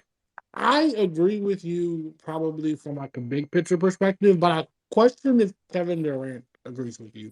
And here's why I say that. I watched a podcast. I watched the interview Katie did. I watched it with it was with JJ Redick. And JJ was like talking about how NBA players view KD. And the conversation was there's no questions asked. He's the hardest player to guard. He's the guy. He is the ultimate bucket. And KD, like in that, he seemed to really be relishing that. So, like, and that's one thing I said earlier. Like, I think Kevin Durant think he is who people say he isn't. Like, I think Kevin Durant only cares that everyone in the league views him as the ultimate weapon. He's a made man. Y'all know y'all can't guard him. Like, he's treating it like a rec league. Like, yo, if I walk into the league and it's pickup, you're picking me first because I'm Kevin Durant. Like, stop talking. Like, I don't think he views Steph as better than him. Now, legacy-wise, I think that, like, the counting stat, even if you like, look at the way KD tweets, he always like kind of disregard all the legacy conversations. It's all about ball to him. I think Kevin Durant has put himself in the conversation of I am the greatest bucket getter in NBA history, and I think he's happy with that. I would disagree. He might be agreement that he's the best bucket getter in the history of bucket getting, but I would disagree where he says he's happy with that. Like, when people are interviewing Curry in the season, and if you're a Warriors fan, you can come up here and you can correct me if I'm wrong. Throughout the season, when Clay and Dre were out and he was carrying the Warriors, like his media availability was kind of down. Close to the end of the year, I can't remember who it was. I want to say it was Marcus Thompson. Asked him a question about what is it from this season that he's going to take away, and he literally said that if you don't win the championship, it's like you're suffocating. Right? Like that's the feeling that these players have once they win the championship. Like Isaiah Thomas talked about this too. And we could talk about this other aspect. I think in the future, KD is going to be looked at more like Isaiah Thomas. Whereas, LeBron and Steph are going to be looked at more like Bird and Jordan or Bird and Magic in the history of it. But when you get to the summit and you haven't won and you win, the feeling is so strong that you don't even remember that feeling. But then like the dopamine drops, your levels cease, and you come back to normal. But like in all things in life that bring you that euphoria, you've become instantly addicted to it, right? And then it becomes, I need to get the next one. But then you win that second one, and then everything else ceases to matter. Like it is all about getting into the position to get another championship. Because once they win it and they taste it, there's nothing else that beats it.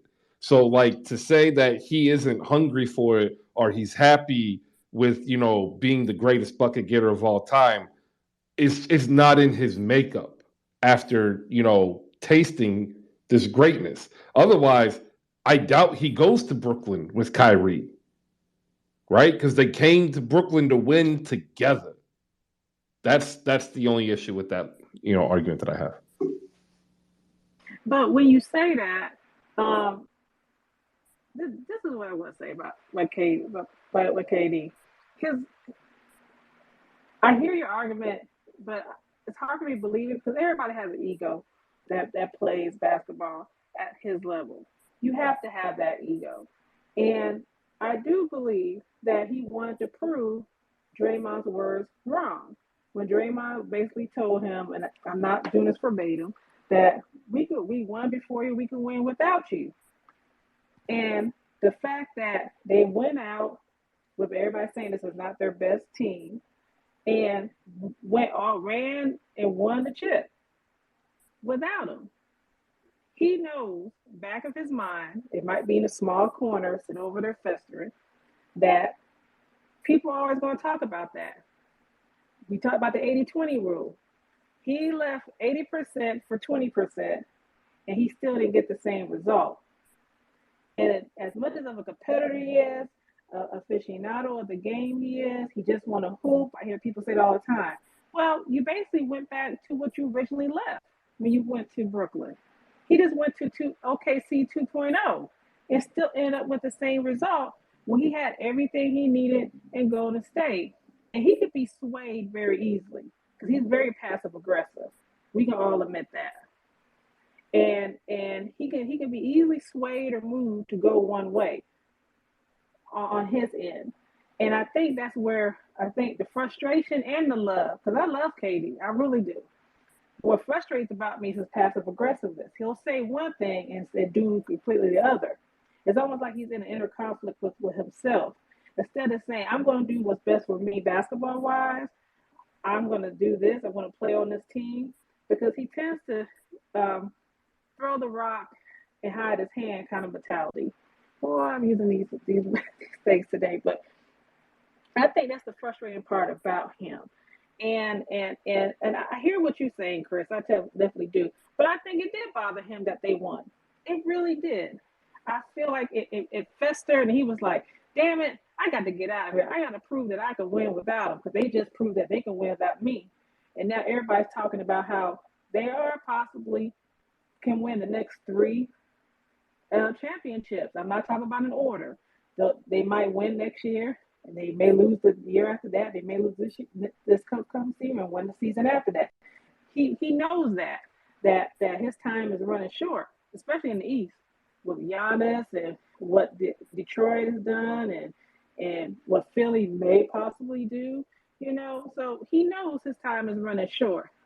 So I didn't mean to go on a tangent, but Oh no, that's all I got. don't need to I apologize. always say that, but yeah, I don't want to be the only one. But anyway, that's just my thought process. All right, I want to welcome everybody. We got 11:43 here on Hoop Spaces. Happy Tuesday. Happy Amazon Prime Day. If you partake, you can tell me what you're looking for. I am going to have to move my studio, right? I have a room that's attached to the dining room. It's called a Florida room, so it's like a 3-sided room with windows.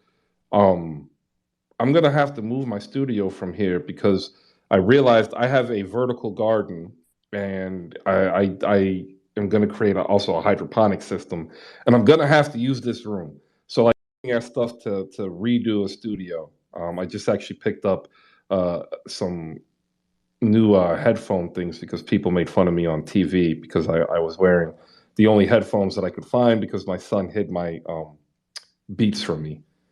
Like, I get it, guys. Like, all of y'all are. See, somebody asked me, like, I thought you were professionals. Like, no, like nobody pays me any money. Literally, the opposite of professional.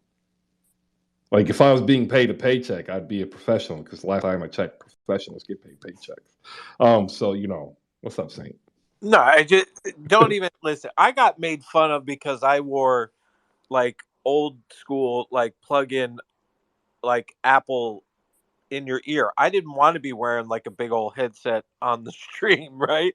Like, I don't have mine set up where I can just talk without it. Like, I probably should set that up, but no, man. Like, well, so like the producer of Brother from Another said, we need you to have on headphones. Yeah, exactly. Yeah, and I'm sitting here like the only headphones I have make my head look like Jimmy Neutron.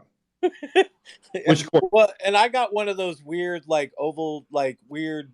I got like one of those weird heads where that like anything I put on my head makes my head look like enormous, right? Like I can't even wear normal hats. Like I don't like, just look, buy into it, accept it. I have to wear size 8 fit. All right, my hat size is an 8. 7 and 7/8 are an 8.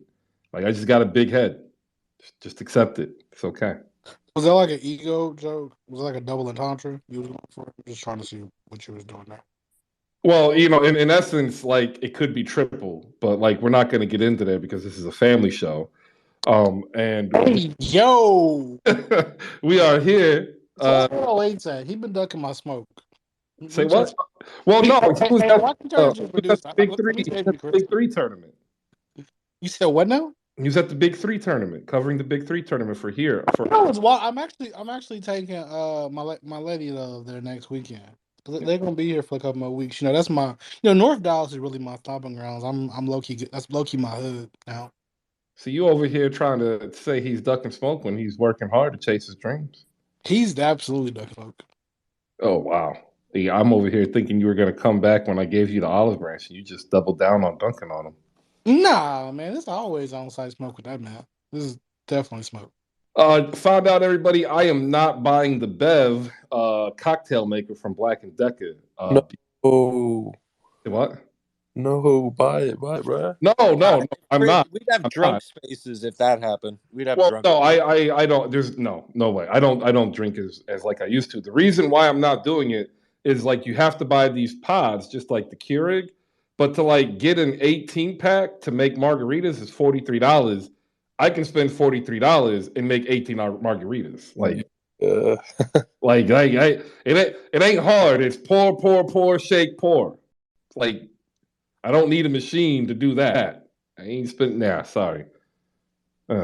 Also out today, and I'm going to get some more pictures of it. The James Webb Telescope, and look at that. 808 is here to answer the call from Domo, who's accusing him of Beautiful. Hey man, 808s. I'm cleared tomorrow. Yeah, I think my last round of medicine tonight. So I'm clear tomorrow. So the smoke is yours whenever you want, man. Put your hand down. You ain't got nothing to say. Chris, can you call me so I can mute him? Hold up. I'm looking at a James Webb picture right now, and I'm trying to get a tweet out here. Put your hand down, 808s. Put it down. dude, you know what's crazy about that Hubble telescope picture is the fact that if you hold a dime out, like completely extend your arm, each one of those like little specks that you see is the size of the eye on a dime, and each one of those specks is a galaxy. That is like a lot of people don't get that. They think they're stars. Nah, man, yeah, those are millions of stars per speck. Like it's crazy. So if you look up top, I put up the teaser photo they released yesterday. When you look at these James Webb pictures, take away the starburst, okay? Take away what makes it look like a star, those little triangulations that stick out. That is unfortunately a byproduct of how the radiation is stretched into infrared and how James Webb picks it up. But all those dots, those aren't stars. Those are universes, galaxies within the universe. I just put up another one, and they got the Hubble one next to it. But like, look at the detail and characteristics. Like I am telling you now, this will change the way your children are going to be taught. Well, hopefully. I can't even say that nowadays. 808s, good morning. How you doing? Put your hand down. Good morning, Chris. Good morning to the good people of Hoop Spaces. I come to you with a heavy heart today. Uh-oh. Oh God. Yeah, you see, things just happen the way they happen, and they kind of happen for a good reason, honestly. One of these things that's not happening is me dodging smoke or vanishing or whatever Danny has to say in my mentions, which is what got me up here. Because at first, get my workout in, as you can hear, a little bit bated breath. But other than that, we ain't ducking no smoke. So you need to relax with that. Yeah, can't call the ducking of the smoke when the smoke isn't being ducked. We run up the chimney. Yeah. You see, I would say that, Chris, but I don't think I can fit up most chimneys. So Neither can I, bro. I'd get stuck and die. By the way, don't try. That's what what I happens. love about Domo? He just gives you days, and it'll be within 24 hours of notice. And then if you don't show up, it's just boom, like you ducking smoke. Like, bruh, we got jobs. Anyways, did I not text you confirmation? Ooh, Here we go. Okay, you texted me confirmation, and I told you what was going on at the job, and you told me you didn't believe me because you didn't think nobody would let me manage anything. All of that. When I said, "Yo, can you be here at this time?" Did you say yes or no? I said yes, but before you asked me that, you asked me, "Do I normally get off at 5?" And I said, "Yeah, depending on the circumstance." Well, you can't do that. That's Adding addendums and stuff. When I said, "Can you be here at this time?" Did you say yes or no, Counselor? Your Honor, will you make him answer the question? Well, he said yes, but then he equivocated and on the back end. Motion had that stricken from the record, Your Honor. Yeah, motion approved. It is stricken from the record. The witness will answer the question. Put it like this: I quit my 9 to 5 yesterday, so I have no excuse to not show up. Okay. Ew. What I like to see right there. I love to see failure.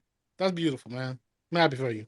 Whoa! Failure. Oh, You just. Oh my God. I'm praying on your downfall.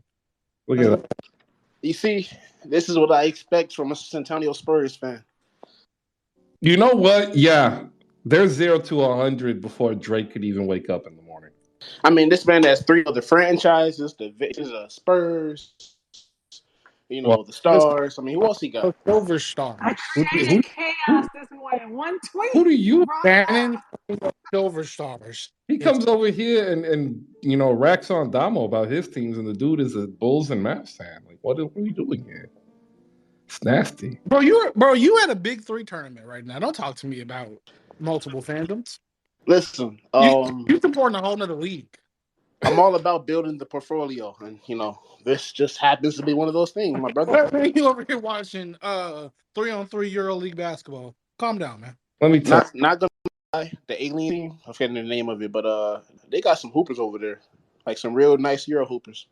Oh no, bro! I'm taking my girl up there next weekend. We're gonna go to Nerdvana across the street, hit a little brunch, and then go to the joint. Hey, yo, if I see you, we take a 1-on-1 on the court. I'm gonna ask Ice Cube. Oh, gee.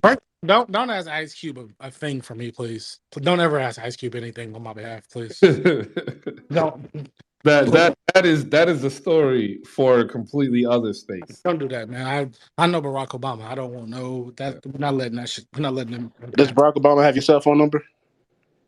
His assistant does. He is about to say his assistant probably does. Assistant does. Mm-hmm. No, I wasn't trying to clown you. I was just saying if they ain't got it, I do.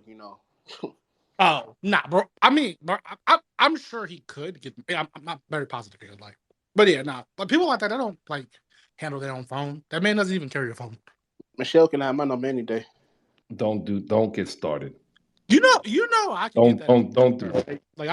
You be saying some crazy stuff. I can get some messages to some people that can get you. Whoa! That sounds like a threat. No, I don't think you understand. You don't start. Don't start. That's all you got. Back of don't start. Probably in here. You know what? I am looking here, and I am just getting more and more disappointed with the amount of options on Prime Day. They managed to have a whole bunch of sales of everything I don't want to buy. You see, Chris, this is what happens if you don't pay your employees a fair living wage and let them work in safe environments. Oof. Somebody woke up pretty ornery today. There is this really cool automatic cat feeder that I'm thinking about getting because I do not like my son's cat. Oh, do it. That's the best thing I ever did. Thing I ever did. Oh, wow. It's just, really? Yes, seriously. No, bro, because I sometimes with work, I leave a day or two at a time. And that automatic, you can set it to 3 different times, and that shit it just drops. You just dump a whole. Trust me, it's a lifesaver. So you're telling us you leave your cat at home all the time by yourself? Well, that's what you're supposed to do. It's a cat. Cats take care of themselves, bro. Do that with a pit bull, and you'd be lucky if you have a couch when you get back. Okay, see that? Yeah, that's why I got no dogs because I'm not home enough. That's not true. You can leave a dog, mine. I want to give a shout out to Brandon from Mets Twitter coming in here to talk some Mets basketball. Mets Daily, Chris. It's Mets Daily. Mets Daily. I love that. Shout out to Josh Rodriguez of the Dying NBA. It's a great podcast. He also is an award-winning producer. You should shoot him a follow. I had a great time on his podcast if he does want to come up and say what's up, we won't talk basketball at all, so we won't get him in trouble. We'll actually ask him what he's looking to do for Prime Day. If you have any pictures of the James Webb Telescope that you want to share, go ahead and share. Now's the time. I literally am just here watching these deals. So, like, if y'all don't have anything to talk, it's going to be the oddest show. I can see NBA TV producers playing the playback saying, what the hell is going on here? You know what's crazy? Like, that's probably one of my most favorite episodes of The Dime, and it had nothing to do with basketball because the food takes were just asinine. Oh my God, Chris, you were really in red form that day. Like, I don't know why Josh put that out there. Oh, we should know food takes. Listen, man, I'm gonna find it and I'm gonna put it up on the Because I timeline. put a It was pause terrible. on like it about 4 hours ago. Well, no, so the Dime Do you hear that? You hear that? with Josh, yeah, I heard it. I just kept I skipped over it. I'm talking about you. But I hear the mea culpa is coming. no, I was pushing through. There's no mea culpa for me. I stand on my food takes because my food takes are golden. Can't help it if y'all aren't where I'm at. You should get there. It's a lovely You place. called us broke boys. Oh, Has nothing to do with being broke because I'm broke too. So it's a great non-serious talk about basketball and culture, and it was food takes. And look, no matter where you are, you've probably ate cereal in your life. And in fact, in all honesty, cereal itself very impactful in the development of human society, right? Like, these are truth. They're self-evident. Also truth. Cereal is nothing different than the dry pet food you feed your cat and dog. It's All just of this is very good. equivalent. And that setup was nice. the fact that people don't see this is merely a personal self-defense mechanism. Like, you view yourself as a human being so much higher than any other animal that you can't eat dry pet food, but you pour your damn Frosted Flakes in a bowl every morning. Now, if you eat cereal every morning, you need to see somebody. We got the locker room up here, aka at NBA Film Spaces, that is Gifted Blade. We need to set up a call sometime today, Gifted, so we can go through this Audio Labs thing to get the locker room up here. Welcome to the show. It's a low-key show. We are all waiting for DeAndre Ayton. I got tired of defending KD, so I just switched subjects because, I shouldn't have to defend KD. He's a grown-ass man. I want to know, what are you buying for Amazon Prime Day? Do you have a favorite James Webb Telescope photo yet? And help me defend Kevin Durant. All right, first off, hope everybody's having a great morning. Shout out to 808s. I say that randomly because I've been watching a lot of Bulls film back recently. Man, DeMar and Zach are really, really good. Hopefully that team can be healthy coming into next season. I pray for that. But hopefully everybody's good. Chris, I will never help you defend Kevin Durant. Sorry, not sorry. He's a really good player, and that's kind of where that should be left, in my opinion. Prime Day. Honestly, I already brought my fair share of things for Prime Day, so I might not get anything, but it all depends on what's there because you can easily make up an excuse to get something. Probably something on the electronic side, maybe a new microphone just to have a third one for my gaming console, maybe. I do got to say this. By the way, Chris. So this is me on this account, but I don't want to scare you, but there might be multiple random different co-hosts on this account at a time, just so you know. This Ayton stuff is very interesting, Chris, because I feel like if Ayton signs that offer sheet, then the Suns are eliminated from the KD sweepstakes. To that, what do you say? I already said that. Well, there we go. I agree. So the offer sheet, if Indiana signs them, they can't sign and trade. If they can't sign and trade, they don't have the capital to pull off a KD trade. It takes them out the running. They would have to literally gut everybody else on the roster to even try, and there's just not enough movement left in the market. That's why it's so interesting to me because personally, I was never high on the Suns trade anyway, just because if you're Brooklyn, a centerpiece around Ayton and that young talent to me doesn't really move me as much because then your best player is arguably Ben Simmons or Ayton. You're not really building a franchise around either of those two, let alone Mikal Bridges. So to me, like that move didn't really make much sense. But I'm curious as to what they'll do. I don't know. I actually think, and I was gonna save this. I'll tease it for either later today or tomorrow. It's over in Phoenix.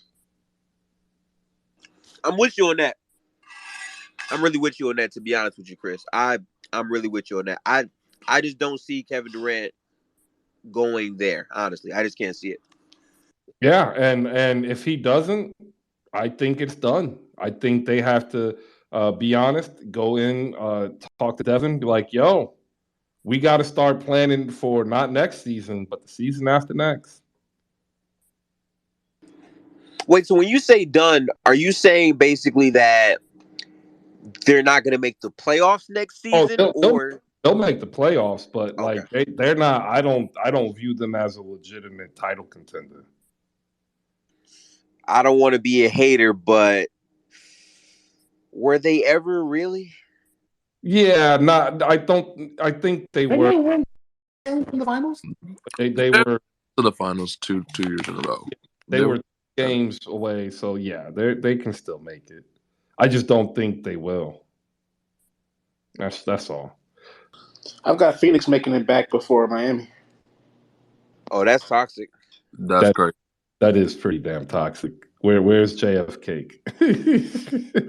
I mean, I'm just saying. Once again, Miami Heat fans are putting their will and their belief in Jimmy Butler. Just wait for the man again to blow it when it matters. If there's a contract that's pretty bad, it's Jimmy's contract too. He's only getting older, man. But now watch out for the Hawks next season, man. I ain't gonna lie to you. That might be a 60+ win team. For real. But what I feel like he's being sarcastic, but I'm not sure. I'm actually dead ass. Like, I ain't gonna lie to you, man. Like, I can't really hate the Hawks anymore. Like, they finally got a guard to maximize Trae Young's potential, and like, he might have a dark horse. I can't talk today. Dark horse MVP candidate campaign. Whoever is chewing, just know that your chewing will live in perpetuity forever on the interwebs. I just want to let you know. Man's chewing his bottom lip. Hope it tastes good. Domo, hop in here. Yo, Chris. I don't really like putting on my producer hat. But let me start up some propaganda, some foolishness, man. I want Russ in San Antonio, man. Go ahead, run the trade. Go ahead, use it as a salary cap dump.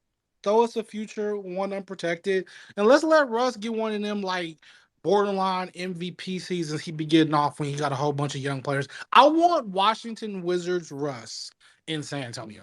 I think he'll be a great mentor to Blake Wesley, and we going for the 7th seed. How you feel about that, man? Let's talk about it. I think that would be bad because you guys are tanking for Victor.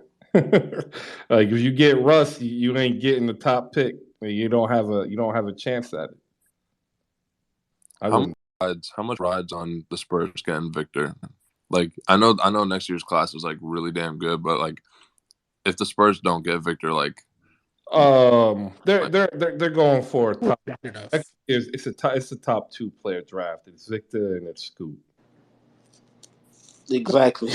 I really don't think we're a 15. Like I think in order to get the first overall pick, you need 12, 15, maybe 20 wins and like a tough. Like I don't see us losing that many games. Like don't get me wrong, we're not a playoff team right now. We probably will get out to play in, but I think we'll be like the 12th or 13th seed, and like I think we'll be about a 6th pick.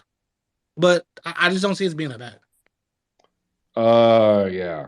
I don't see y'all doing much of anything. Did you just say that you see yourself being like, whatever you said, fighting for a playing seat No, without no, no. DeJounte Murray. I think we will probably. I said it before you got in here about 25 wins. I think that gets you like what, the 6th pick, 7th pick, somewhere in there. Well, it depends on the new weighted lotto system, but it would probably be anywhere between the 4th and 7th. Yeah, I think we'll be somewhere in there. I want to make sure that we get the locker room in here, get some of his voice on what we talked about a little bit earlier in regards to the W, if he has anything to add in here. Also on stage, everybody, another person you should follow, Adam Armbrecht of Locked On Mets. It's a great podcast. And in fact, Adam, a friend of us, a member of Hoop Spaces, just, might have some news, but I don't want to spoil it for him, so we're not going to go any further. That is a hell of a tease for future news of a content creator from Hoop Spaces. It's a nasty tease too, honestly. Gifted, give us your WNBA primer for the second half of the season, and then tell us what you got cooking on the locker room. Yeah. First off, I want to say big shout out to Adam.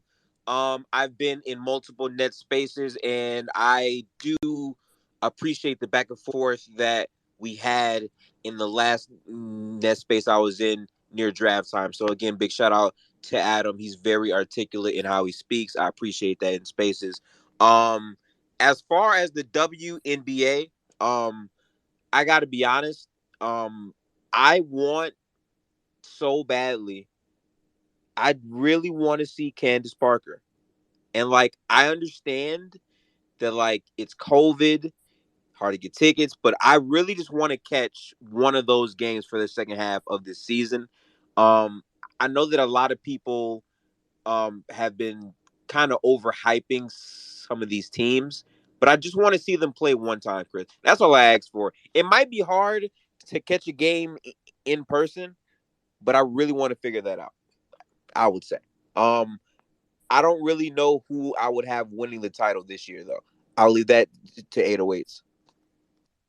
All right, there you go. JF Cake is up here to respond to some Miami Heat slander, and then 808s will be able to respond to both Gifted and JF Cake. Go ahead, JF. What you got? Come on, Chris. Man, you're thirsty for these horns, bro. I got an internal clock, it counts down. Oh, no, he definitely wanted them horns. He definitely did. Yeah, it's like one Mississippi. Nah, Chris. They have to wait for my brother to kick in, Chris. Hey, what's up, JF? You alive? Nah, yeah, I'm alive, man. First of all, it's annoying that I got to hear Heat slander when I'm in my 90-day probation on my new job, and I got to sneak out and freaking respond to a Moles fan or a Bass fan, however you want to call it. A Moles fan. So I'll just say, hey, listen, I ain't want to hear none from 808s because he never lived up to any of his predictions last year. Hey, and I still see Domo winning the one-on-one. Appreciate you, Chris. Hey, he came up here to go ahead, Jay. That's the point. I just gave him a flex bomb. That's. Hey, yo, Chris, that rapid fire was nasty, man. I am looking at a pump action water fountain for my son's cat because I'm tired of putting in fresh water. I am lazy when it comes to this cat because I don't like cats. Adam, do you like cats? Oh, I got ducked in. I got there. Wow. No, I'm not catching horns. Yeah. I'm not catching horns out here. Good Lord. Listen, let's do the spectrum. I have a cat. I've had cats when I was little growing up, man. They're they're self-sustained. You don't got to do anything for these guys. They handle their own business. So yeah, I'm in on the cats. Earlier, you talked about cereal earlier. I'll just say, man, difference between pet food and cereal is pet food has nutrition inside of it for your animals to have a healthy diet, unlike cereal for humans. So it's actually even lower. Cereal for humans is even lower than your perspective on pet food. And then somebody said before about Russ, to the Spurs and the idea. Listen, regardless of how you feel about what the Spurs should be doing, he mentioned Russ being a mentor. That is not a part of Russell Westbrook. You get Russell Westbrook, you're bringing in Russ to do what Russ does. That's kind of the biggest issue with him in so many ways beyond the money is he's not a guy that's going to develop anybody. He's not going to help any young talent grow. He's about him because he's still sees himself as one of the best players in the league. So that's probably as big of a hindrance on anyone wanting to even take on that money for a year and say, well, go back to when Chris Paul was looked at as a guy who was on the back end, and then he ends up rotating through Houston and ends up with Phoenix, and you see him now where he is trying to get that chip. But he has an impact on players around him. There's value there beyond whatever he is on the court. That's what Russ lacks, and that's why it's such a toxic contract and toxic player to bring in. Hey, Adam, when you saw Russ trying to talk up the G League, does that look like weird and kind of uncomfortable to you? Well, I mean, with Westbrook, because again, he also realizes where he is now, right? LeBron is lobbying to get Kyrie Irving. You've got the new coach Ham trying to say, I have a plan for Russell Westbrook. Russ is trying to buy in now because he realizes what he's on the precipice of. Getting traded away to some random team that's going to try to work a buyout. He doesn't want to lose $47 million. So he's trying to play the part here. He's trying to buy in now. But the problem is, once you've already given enough examples of what you're about, it's hard to just change course like that. So yeah, I mean, of course it's odd, but he's doing the best he can to hang on to what he thinks could still be a championship caliber team with AD and LeBron. He doesn't want to get cast out to the Spurs for the year or get cast out to any of these low level teams in a buyout scenario. So he's doing the best he can. Yeah, but it's weird. Of course it's weird. Just adding to your point. That's all. I like it. Like the friction to me, it's awesome. What do you think, Adam, when we look at DeAndre Ayton potentially signing this offer sheet today? If he does, it takes the ability for a sign and trade away. Kind of knocks Phoenix out the KD sweepstakes. If this happens, I don't think he's traded because the best packages that can happen come out of the East after this. What are your thoughts on that?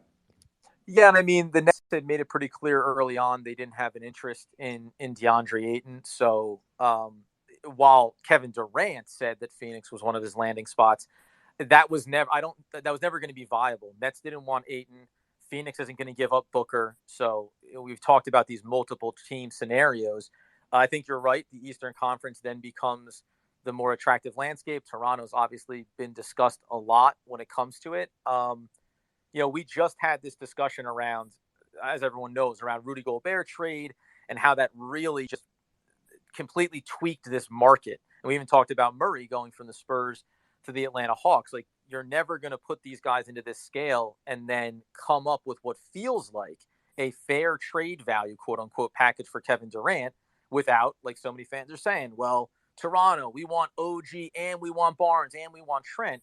You can't just blow up teams like that for Kevin Durant to get there. They're going to want the quality on the back end. So I do wonder. We just had this speculative conversation around if the Nets can move Kyrie Irving, maybe ultimately to LA, and avoid taking back Russell Westbrook and potentially a 3-team, then maybe you start to look at scenarios where can we get a talent of some kind onto the Brooklyn Nets here in the short term and say, Kevin, this is going to take us a lot longer, regardless of what the desires are. It's going to take the rest of the summer, potentially, could take into the regular season. Look at this roster. If we add in player X, we walked through which is not my personal preference or Doug's, about a potential of ending up with, through a series of moves, Donovan Mitchell. I don't like that. I don't think that he's a player that Brooklyn would want to build around in the big picture. But if that was something that you could put in front of Kevin Durant and say, if you're not going anywhere in the short term, do you want to take this for a test drive? So that's can we walk back from this precipice with Kevin Durant? The organization is, I believe, is done with Kyrie Irving. And that's where you kind of get into these murky waters. But the trade market is continuing to develop. And as this Ayton piece falls, it's just one more component that gets taken out of these possible scenarios. And then it comes down to if Kevin Durant is willing to open it up and say, hey, I want to go to a competitor, not just a couple of destinations. I want to go to a competing team. Then all of a sudden that landscape looks a little different. Agree with you 100%. The issue is that when it goes to a competing team, once again, I tend to think that he ends up in the East on a team you don't want. And that's where I get to bring in my propaganda. I don't do it that often. I said this at the very beginning of the whole ordeal. The only trade package that hasn't changed comes out of Philadelphia. They have the ability possibly to get extra first round picks plus return the picks in the Harden trade from the swap. Tobias Harris, Tyrese Maxey, Matisse Thybulle, either Springer or Reed, and multiple first. You have Miami, who's been trying to do it without giving up Bam and Hero. Which one of those two do you see? Because I don't really see anybody else going all in to get Kevin Durant to try to win a championship. If you had to pick an Eastern team to be your most feared target, what team is it? And it doesn't have to be either Miami or Philly. Those two tend to be mine because I don't think Toronto adds Scotty Barnes to any draft package or trade Well, package. Chris, I can answer that question real quick. So from what I heard, Andy Ellsberg has brunch set up today, and he also has dinner reservations today with Mr. Marks. So what I think they're doing is sitting them in summer league so they can go ahead and look at how Marcus Garrett and Michael Mulder have been playing, because those might be two future, trade picks. I think Andy Ellsberg is going to bother the hell out of Sean Marks about not giving up Bam and Hero, because that's an obvious thing that we're not doing.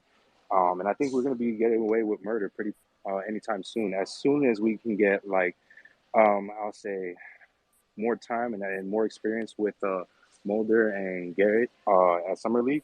I think if they shine and have a great, Summer League, we can definitely find a third team to go help us out, because those are two valuable picks.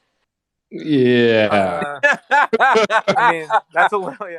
I'll say that's a little. Oh, that's hilarious. That's a little bit deeper down the rabbit hole than I can go. I'll say that propaganda from Miami. That's it right there.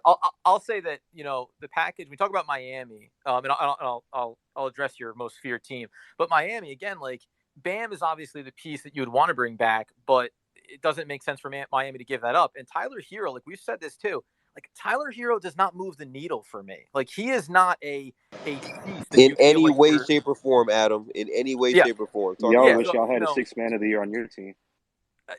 Fantastic. Well, listen, that you can talk about what he's been over the course of his career and what roles he's played in Miami. I'm just telling you, that's not a guy that, from a Brooklyn Nets perspective, they look at and say, "Oh, we're getting again." If we think the standard is Sean Marks is saying, we want a star and then a guy that could be a star in the making.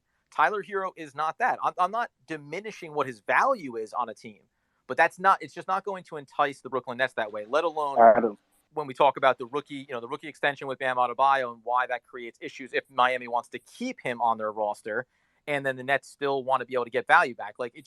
Miami is a very convoluted prospect for the Brooklyn Nets.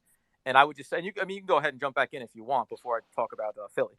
Well, I was just going to say there's a huge bias of the city of Miami. I mean, this goes throughout sports in general. A lot of our players are devalued when they're here, but when they leave, they get valued a lot more. I mean, if you look at it, 247 Sports always devalues a recruit every time they get recruited to Miami. This has been known. It's been brought up. So you have to look at the bias Miami gets against them, because damn well Tyler Hero went to the Brooklyn Nets. Y'all would be pretty fine with losing Kyrie Irving and still keeping the KD. I think the thing is that KD wants to play with Bam and he wants to play with Jimmy, so they're not going to give up that. And Tyler Hero is already looking like he wants to be the starting guard. So right now we have a lot of guards. So if you want a Victor Oladipo, shoot, I'll gladly give it to you. We have a lot of things we can go ahead and give Brooklyn. I'm just saying. Well, and again, this has talking to about stop, Chris. Yeah, I'm gonna move on to the Philly discussion because I can't even get into the weeds on a 1-year contract. Victor Oladipo coming on. I feel like we're getting a little sideways here. I think that there is no fear team, Chris. I'll say that because even go back to making the trade with James Harden in Philadelphia. We talked about at the time saying when you make trades, you always want to send your guy out of conference. But once you get to that point, okay. And at the time of the trade, we thought these are moves where both sides could still be competitive in that particular season. Now it unraveled for Brooklyn. Obviously, it didn't even work out the way they hoped for Philadelphia. But I don't think that matters now when you're talking about a team like Brooklyn who's entering this transitional period, right? They're trying to avoid a full rebuild. They want to stay competitive, but we all understand they're not going to come out the other side of trading Kyrie Irving and Kevin Durant and say, and we're still competing for championships. That's not going to be the case. So sending him to a competing team within the conferences, I don't care. The best package is the best package. I think You want to talk about Philly and that young talent? That's very attractive, especially because they can also offer picks. And then if you're talking about James Harden and and Kevin Durant and Joel Embiid, yeah, that becomes a very dangerous team, a team that in the short term around those two players, Embiid to the side because he's the younger. They're championship caliber, and they're in the Eastern Conference Finals, competing to go to the finals and looking to win. So if that's where the best package comes from, fine. Like there's nobody should be off the table for Sean Marks. I would be curious, Chris. Actually, I don't know if we ever discussed this when you were on, because I think this was pre-trade discussions. But the other team going in the Western Conference would be the Pelicans. And again, we've always contextualized these trades as saying, no, you're not going and getting the absolute best. So you mentioned Toronto. If Scotty Barnes is off the table, I discussed with Sean Woodley, who covers them, is Pascal Siakam definitely off the table with his 2 years remaining at a big dollar amount. Now, that's one of the more attractive pieces to play with KD, but maybe OG and Barnes OG and Barnes, let's say, with Kevin Durant and Trent Jr. and Siakam coming back. Maybe that's something you look at there. On the New Orleans side, you can look at Ingram and Herb Jones and don't even think about discussing Zion. You're talking about Zion, and then you have McCollum, you have Zion, you have Kevin Durant. I don't know where that gets you in the Western Conference per se, but I think that there's still something there that you could discuss. But all these scenarios, I keep telling the Brooklyn Nets fan base, you have to be willing to come that first tier down from whatever you think the absolute goal is. Scotty Barnes and OG and Trent and 3 or 4 first-round picks. You got to come off of that because this value equation in this summer's trade market, you're never going to meet that threshold for satisfaction. So how do you make that move? How do you make a move with Kyrie? And on the back end of all of it, it's the totality of what you accomplish in moving these players, not either one package. How do you come out the other side, have some youth, have some experience, and be a competitive team? All right. Non-basketball stuff here now with Adam Armbrecht of Locked On Nets, the podcast that you can check out. It's a daily podcast covering all things Nets. What are you buying on Prime Day? Oh, God. Prime Day. What am I buying? God, this is right now. This is gonna be shameful. It's probably gonna be like it's gonna be podcast. It's gonna be like podcasting gear. Like I'm gonna go in and maybe go up and in on a fresh microphone. Maybe go in on some more notebooks. Maybe listen. Maybe just some marble notepads. Yeah, listen. Saint knows, man. I still go old school. I like to write down. I got a lot of thoughts I got to get on paper. No, listen. You know what? And a fresh TV. I'll be honest with you. Need the upgrade. So those probably aren't the sexy fun things. All right. No bidets. No bidets in your future. I like that, Adam. I like that.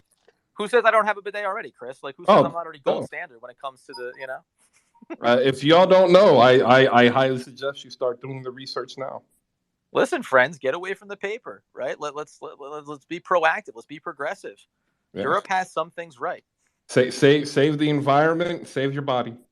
JF has his hand up. He's gonna desperately come in. Doesn't he always have his hand up? I mean, he does. But hey, bro, just because he packed you up last time, don't. Oh, wait, hold on. I missed that. JF packed up 808s. Oh, let me just. They ain't packed up shit. Make him learn you again, 808.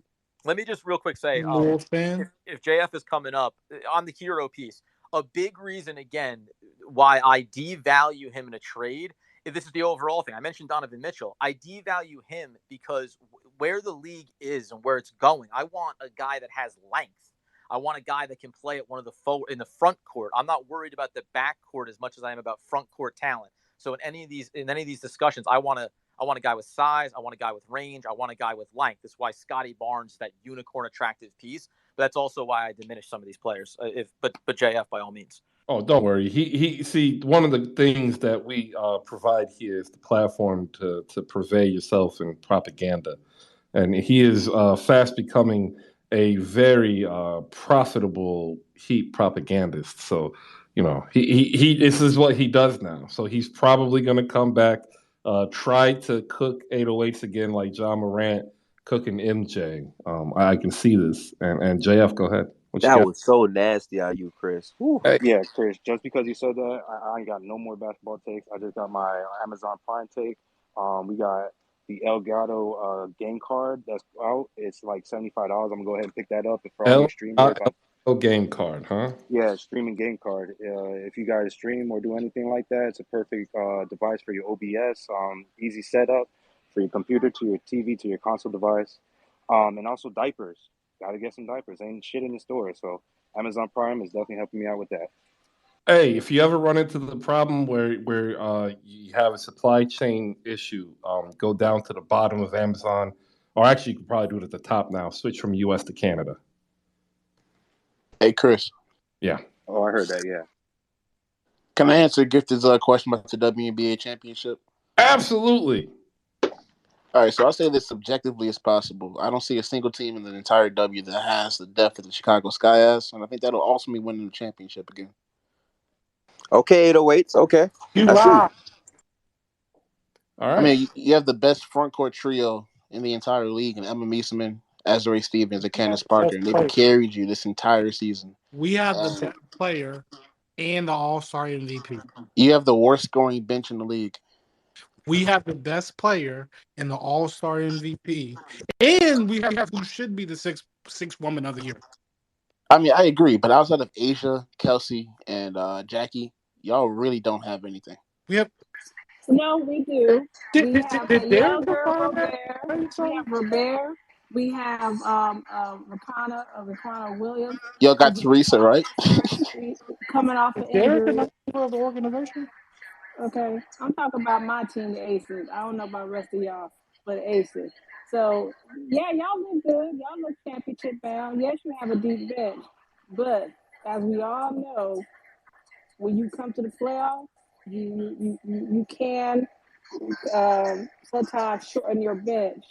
And now we're going to talk about nutrition because the main player you really need to go off is Cooper. And she's played a whole year. And I don't know if that's going to catch up with her at the wrong time. You can be hot now, and it can suddenly catch up with you at the wrong time. You can get hot too early, and then hit your rough patch at the wrong time. So keep that in mind, too. I just want to see that's the my store with Asia Wilson. And you see, Danny, I appreciate you bringing up Kalia Copper because she is an all-star this year. And honestly, like, besides, you look past the stats, I don't really think the play dictates that, but that's up for interpretation of somebody else. In that same span, the Sky have had multiple players step up and be that player they needed to be, whether it be Candace, Emma, Azure, Allie Quigley is on fire these last couple of weeks before All-Star break. I just don't see a team being able to beat this, honestly. You know, Chris, I'm blaming you. I'm looking at Amazon. I saw me a nice shower head that I would like, and it's on sale at Amazon. See, it's dangerous, bro. It's dangerous because I wasn't even planning on buying nothing, but now it's Prime Day. Now I feel pressured to want to buy something. It's crazy.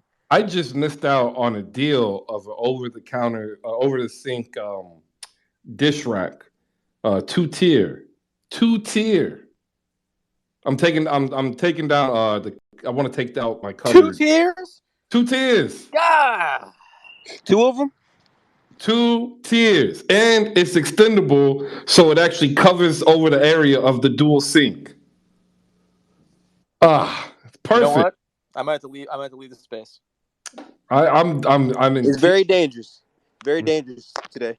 All right, ladies and gentlemen, if you haven't heard yet, the James Webb Telescope is out today. I just haven't put up the pictures up here yet, but like, trust me, I'm nerding out because I have them on my computer, and I've actually been probably the most quiet of any show except for like when I was sick or have a migraine, because I really am looking at some of these stunning photos. If you have something you want to come up here, we have a couple of great content creators who are just dying to answer your questions. We have Gifted Blade of The Locker Room, aka NBA Film Spaces. And we have also 2 Nets creators up here, Adam Armbrecht of Locked On Nets and Saint from Nets Kingdom. We also have somebody who's covering the WNBA and the Big Three and 808s up here. So if you have these, questions, come on up and go ahead and ask away. Want to give some shout outs down below. BG's in the building. So is the Mavs and Magic draft. If you like the Mavs or the Magic, and the Magic are hard to come by, you've got maybe 2 people that I follow purely for Magic. Mavs and Magic draft is one of them. He provides a great outlet in terms of draft capital, like scouting reports, opinion pieces, but he also has a great timeline that isn't contentious. And if you're looking for something like that to supplement what you have on your timeline for basketball purposes, make sure you shoot Mavs and Magic Draft to follow. All right. My Hey, question. Chris, Oh, what's my up? bad. Yeah. I was asking, is there any content creators for Wolves fans or Bats fans? Hey Wow. yo, Chris, mute this man, for real. Hey, what do you want? Like he is on point. He has picked you as a target like Domo, and like I need to see a 2-on-2 game now. I need to see Domo versus JFK. I mean Domo and JFK versus 808s and second player to be named. Gifted, you got your hand up. What you got? Because I was gonna come to you with a question, but go ahead first. Yeah, just a public service announcement. Right now, for people who are starving for basketball content, on the locker room, we're doing these things called film spaces where we just download game film and we create a game thread to fully analyze playoff games. I plan to do one playoff game for all 30 teams. Nets Milwaukee's probably going to be the next one after Game 6 Golden State. If you see it at the top of the space, at 9 o'clock on Tuesdays is when we are going to target these playoff analysis. Right now, there's no real basketball going on outside of free agency conversations. So I feel like having a chance to have an environment to where it's not like narrative talk and we literally just rewatch a game and look at film could be fun. So if you're interested in that, make sure to tap in. Absolutely. And if you're not interested in that, I don't know why you're in the room because we primarily talk about basketball, except for today, because I'm literally like on page 93 of Amazon Prime deals. They want these sleep Don't do tapes, it, bitch. Chris. That's dangerous, man. I'm telling you. Well, no, I actually have I'm very disciplined here, right? Like I already knew I was getting the tablet. You know, I'd already talked to it. My son wants to get Minecraft. He needs a new tablet. I looked at tablet prices, and I literally just said F that. I need to get a new show. I got that, and I needed an office chair, and I got that. Everything else is they're additive buys, but they're not really impulse buys. I picked up a new replacement set of meal prep containers because I needed a new one. Right, like I'm good. I got $183 in gift card monies that I can use, ladies and gentlemen. This is like my summer Christmas. Oh, that's pretty good. Yeah, I think I need to get a new mixing bowl set. All right, we've got a question that I have for Gifted Blade, a member of the locker room. When we look at the Golden State Warriors, right? There's that tertiary. Oh well, they talked, you know, because everybody talks, and it went away because the Warriors aren't going to want to pay. And like here we are now, and like Phoenix is they are over the barrel. If you don't know what that means, stands for, use your Google machine. They're over the barrel. The Warriors can come back in here, right?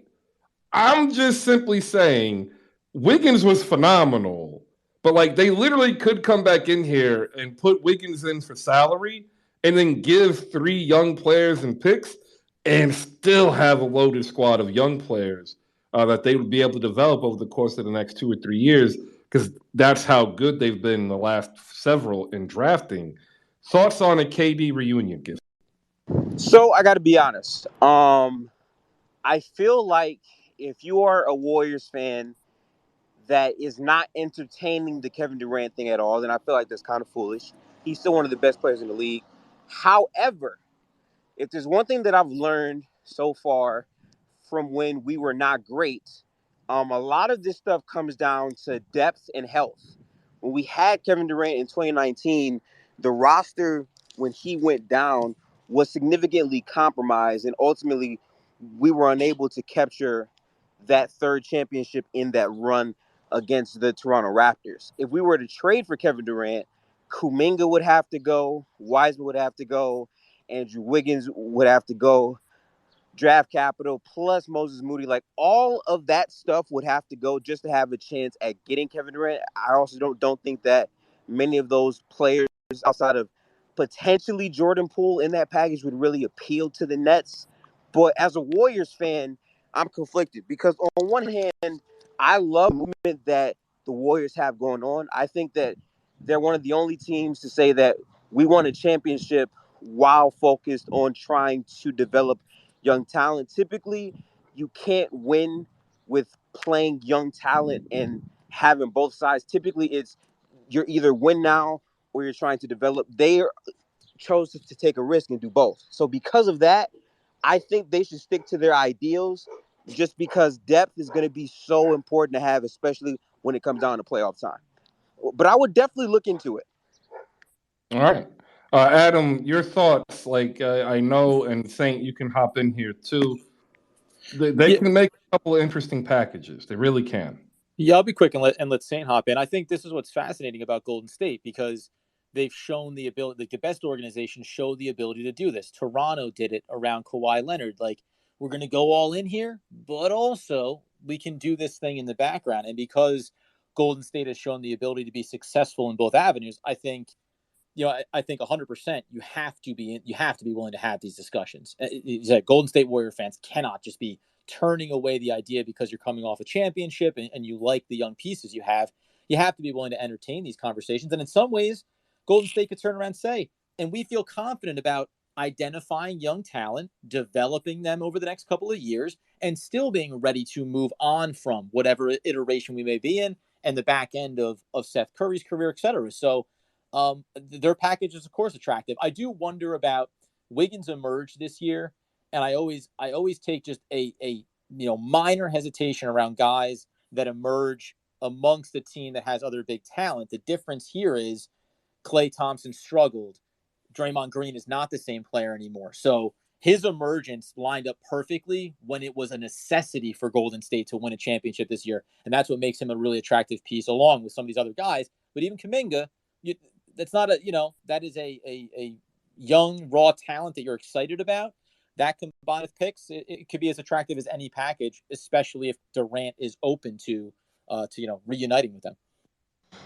And I would say the thing that's not really talked about, like you're correct, Adam, right? Like I do feel like this is something that you have to for sure look into. For me, I look at basketball like this because almost half the time that we have these conversations, we always say, "Oh, this team's unbeatable. This team's all this and all that." But every time we do this, we project if healthy, if healthy. But year after year after year, that's never the case. Teams get hurt all the time. And the one thing I love about Andrew Wiggins that people don't talk about is he played the majority of the games during his tenure here at Golden State. In these past 3 years, he hasn't missed double-digit games. He's played like multiple games. He didn't miss a single playoff game during this run, and he's playing significant rotational minutes at the same time. To trade all of that to get KD back, who will obviously really make us a nearly unstoppable, very potent offense. If he gets hurt, then it's okay. Where are the other options? If Steph goes down similar to how he did with Boston, then what happens? And then moving forward, I would assume the draft capital involved in that would be going to Brooklyn. So while they could develop, yes, ultimately you want to have higher picks because higher picks have more talent for you to develop. So that's why I have a cause to pause about the move. However, it's something you absolutely should look into. Yeah, I'm in agreement with both of you. We've already identified that there's very few teams that could probably trade and not fully gut themselves, and I definitely think the Warrior is one of them. And then to your point, bro, it's the same thing kind of with the Nets too, where it's like one of these guys goes down. How much do you still have enough to maintain? I think the Warriors do. They're embarrassment of riches right now, but the way I've been looking at it is that a lot of these teams, and why the KD trade, in my opinion, caught a lot of these other teams kind of off guard, is they've worked themselves into these great situations with i.e. the Warriors, the Raptors, the Pelicans, they've worked themselves into something really good and potentially even better next season, right? I think we all believe if the Pelicans stay healthy, they're going to be making some noise. I really believe that. And I just see a reluctance from the teams that can make the trade that, intend to yeah, we want them, but we really did something good here, and they want to see how that works. But because I do believe that this goes into the season.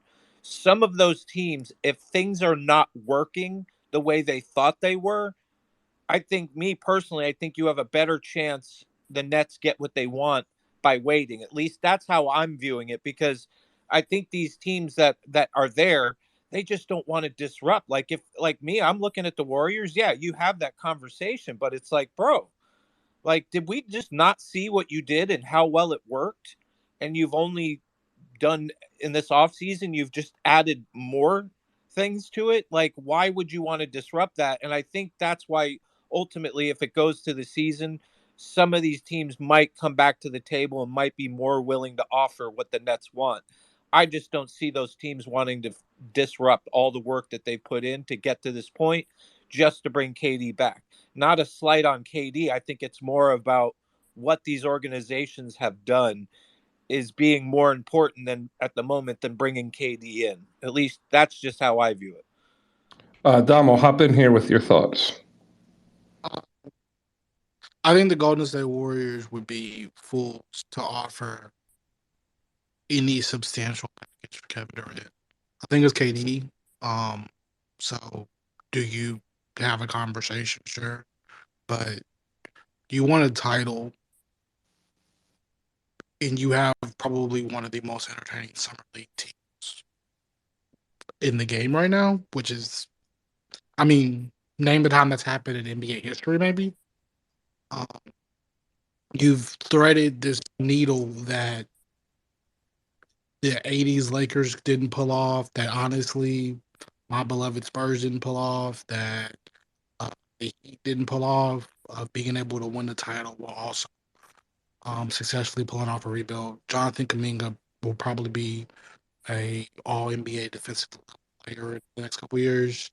Wiseman looks good. Moody looks like he's going to be a solid scorer. Jordan looks like he'll be a solid scorer. So yeah, if Brooklyn will take Wiggins and a whole bunch of picks, by all means go off, because you do have 3 to 4 young players so you probably don't need picks for the next couple of years. So yeah, if I can essentially do KD for Wiggins, plus 4 or 5 picks, go crazy. But short of that, I mean, Golden State's probably the favorite to win, or is probably one of the favorites to win the title over the next couple of years anyway. So why would you trade your future to, like, if you're gonna win anyway? Like, what are you gonna be more? Are you gonna be a double champion? Are you gonna be more of a champion? Like, it doesn't. You don't get more credit for winning with KD. And I think too, like I agree with you in a lot of ways. Like, it's when you have a winning track record, it's easier to say we don't need to take. Why do we need to take this swing?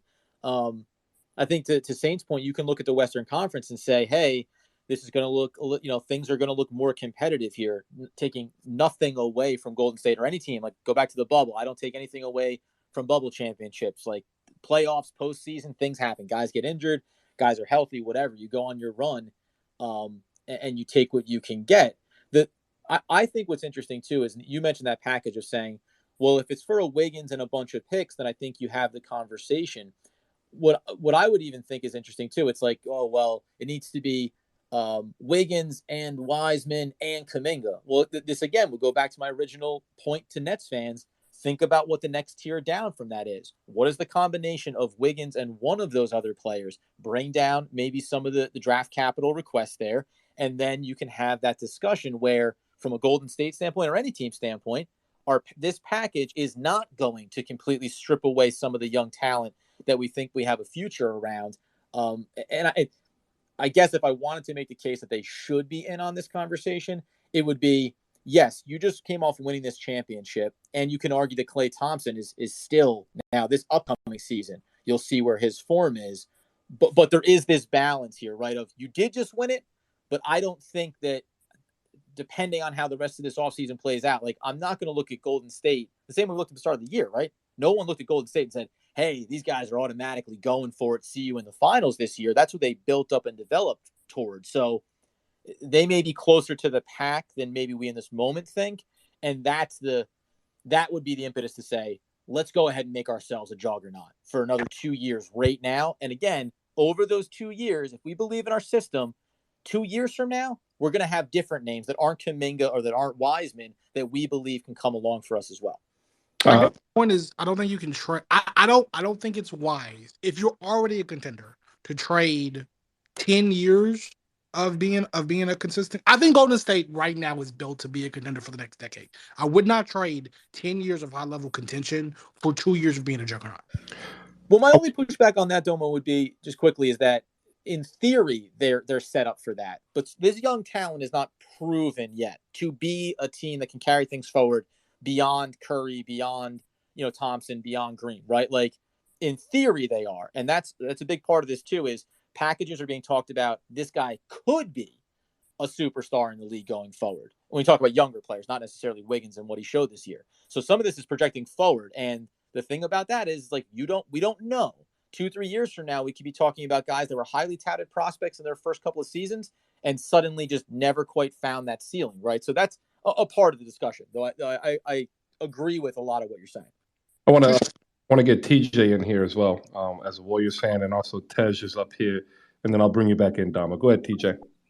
Thank you, Chris. And listen, I just paused my Amazon Prime membership. I don't use that thing enough. However, I did just buy a double basket extra large air fryer off of Walmart, and that thing arrives. Let's go, TJ. Let's go. It arrives tomorrow. An adult decision was made. I was going to buy some clothes, but I said no. I'm tired of having to jump through hoops and ladders when I want to air fry vegetables and my protein. It's just way too much work. So now I'm going to have this dual fryer that syncs the cooking based on the different proportions and timing. So I approve. I bought one for my son's last day of school as my treat to myself. It's like it was so beyond necessary. Like this will be the best purchase of the month, regardless of me just buying shoes also. But as a Warriors fan, so I respect people saying to look at it just in terms of a game strategy point or as a GM. But I'm going to let you know this as a Warriors fan. I want absolutely, positively zero parts of Kevin Durant. I want none of him because the conversation of having him back on our team, it sounds like these are the same people that are okay taking exes back, and you know exactly how terrible that relationship ended. Like, you know what you get from it. Oh, KD's such an amazing player. He's generational. Okay, so a baddie that's a 10 out of 10, and she's a headache and a detriment to your life and overall well-being and the morale around your house. You're really going to continue to put up with that? That man is perpetually unhappy. That man is perpetually unhappy, and I'm sorry. I don't want to be around somebody like that. The man was with OKC. I get it. Let's just take it in terms of relationships. You're in a relationship. You know you want forever after with the ring, and that person's not giving it to you. Even though you're giving your all, you're doing everything you're supposed to do. You're fulfilling the role that you're supposed to do as an amazing partner. That's what he did. He had somebody else come along that said, listen, you ain't got to cook. You ain't got to clean. You ain't got to do laundry. You don't have to do nothing, baby. I got a maid. I got a chef. I got a housekeeper. I got it all. All you got to do is show up and be beautiful. That's it. That's what you got when you came to Golden State. You got to be the trophy player. You even stole a trophy from Steph, if we really want to be honest. You got to be the trophy player. Even that wasn't good enough for you. You didn't have to do anything. And that still wasn't good enough for you. You still wanted to leave. You still didn't get enough attention. You were literally like the woman that's upset that the man has to work a lot of hours to provide the lifestyle, but he's not at home. So now you're mad and now you want more attention because you definitely weren't going to steal that away from Steph, who's the golden child of the Bay Area. So you went ahead and went to New York because everybody wants to go to the Big Apple. Every pretty girl wants to go to the Big Apple. You went to the Big Apple and now that's not working out either. Like, you're never happy. I don't want to deal with him again. He thought that like confetti and everything was supposed to rain down every single day after you win a ring. I'm like, Kobe, act like you've been here before. Win a ring and get your ass back in the gym and try to go win another one. Like, nobody needs to kiss your ass just because you're Kevin Durant. That's what I don't want to deal with. Also, I got tired of 2 seasons of grown men whining 24/7 like they were the ones not chosen. That's what they acted like, pick-me's for 2 seasons because Kevin Durant didn't go there. No one wants to hear a grown man complain or whine about Kevin Durant again. I can't take it.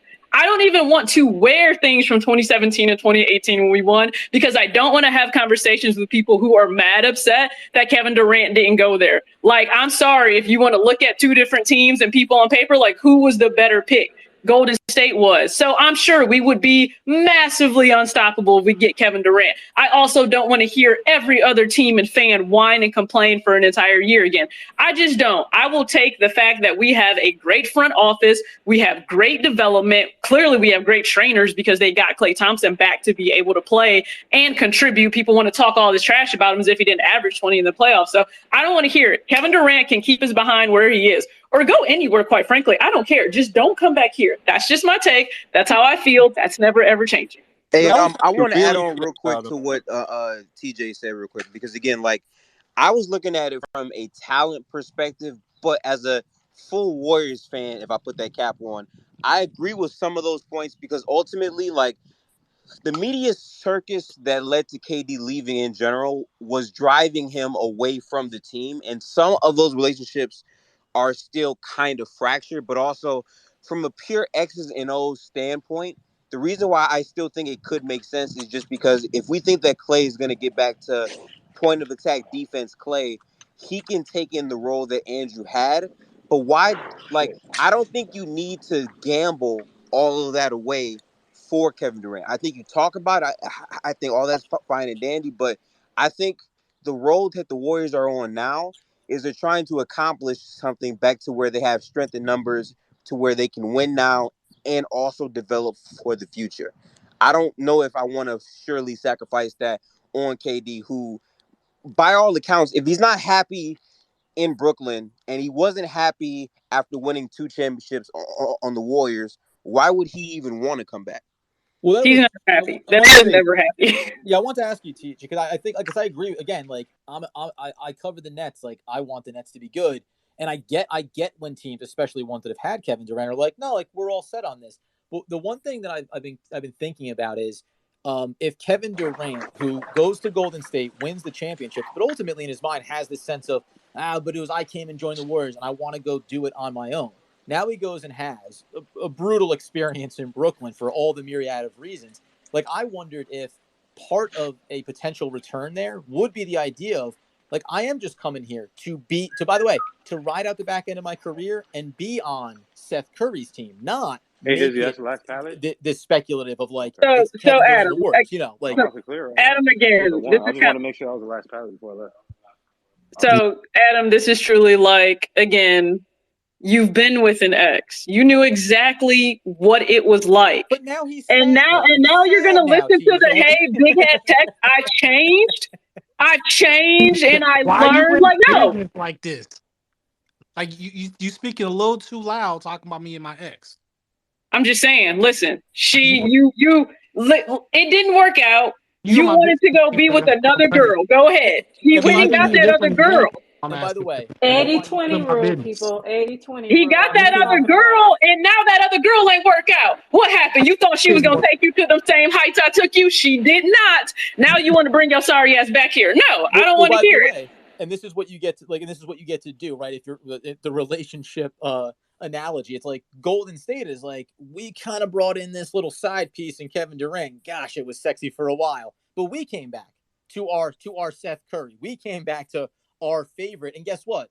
That relationship continues to work out really well. So it's a lot easier to push away someone that's trying to come back, right? When you come off a win, when the organization is as strong as Golden State has been, it's a lot easier to say, we don't need to go down that path. And it's like, you can look at Toronto and say, they did it once. Where are they now relative, right? They haven't had necessarily that comeback surge like Golden State just accomplished. So I think that it is all relative. And again, I've always been a fan of developing, pre-Kevin Durant, pre-Kyrie Irving. I loved, even though the expectations were so much lower, I always loved young developing talent trying to build the core of a team.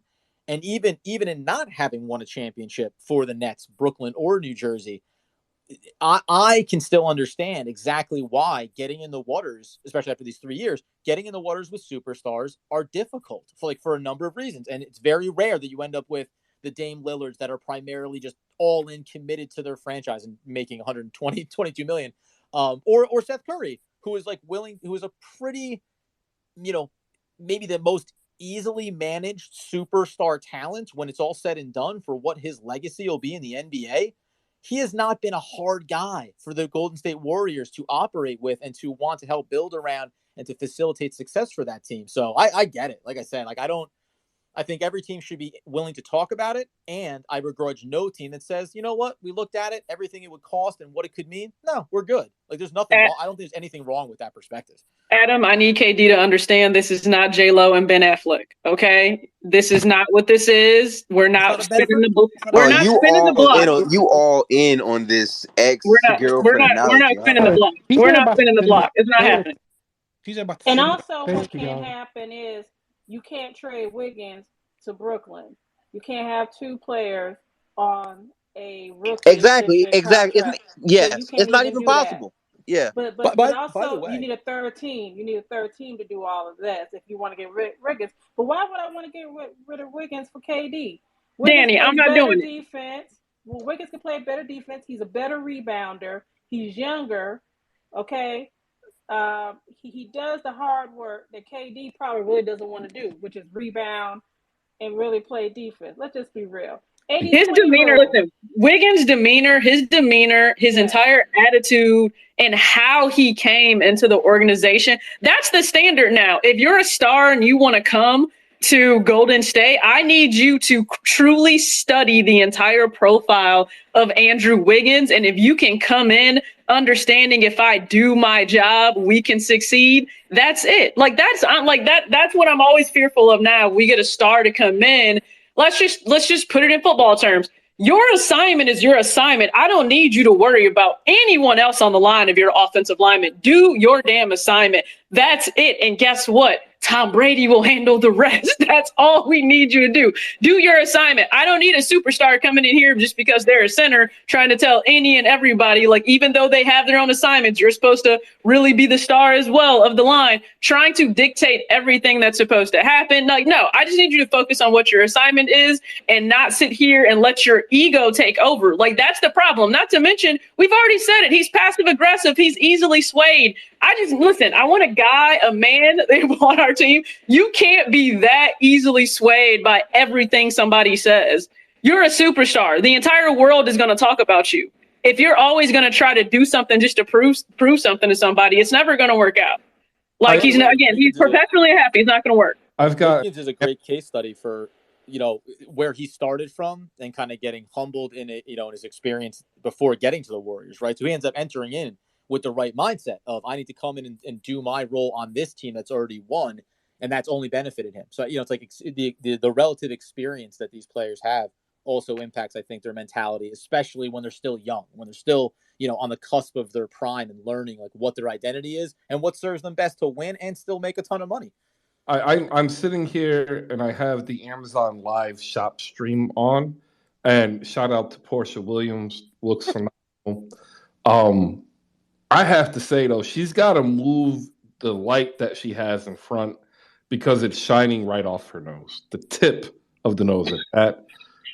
TJ knows what I'm talking about, and it's disproportionately affects women because women wear makeup and it can become more reflective. No, I don't worry about it. I don't wear makeup, so I don't deal with that.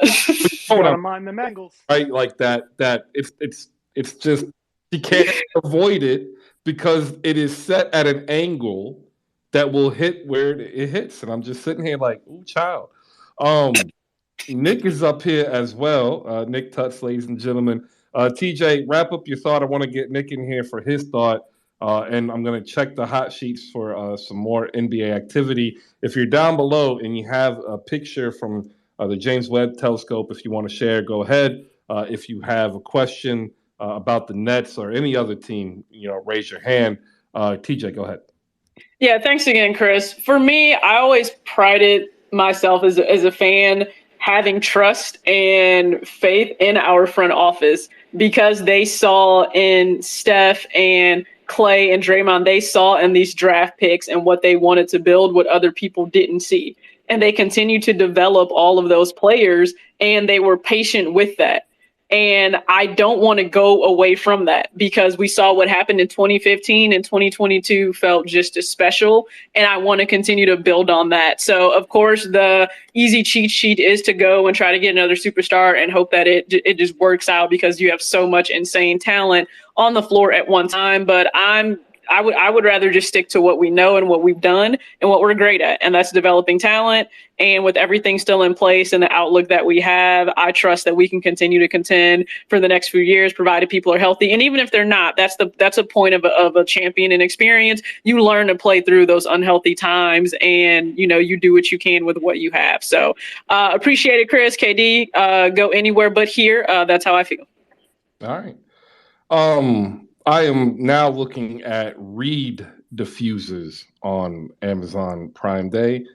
I need help. Nick, I'm not gonna lie, you in strings, Chris. You are absolutely in strings right now. I am. Yeah. Nick, save me. I mean, the KD thing is fascinating. I continue to think that he's going to end up in Brooklyn. Like, when you look at the packages, when you look at what could be given up, when you look at what's given up for Rudy Gobert, which, market doesn't always dictate like that. It's not linear.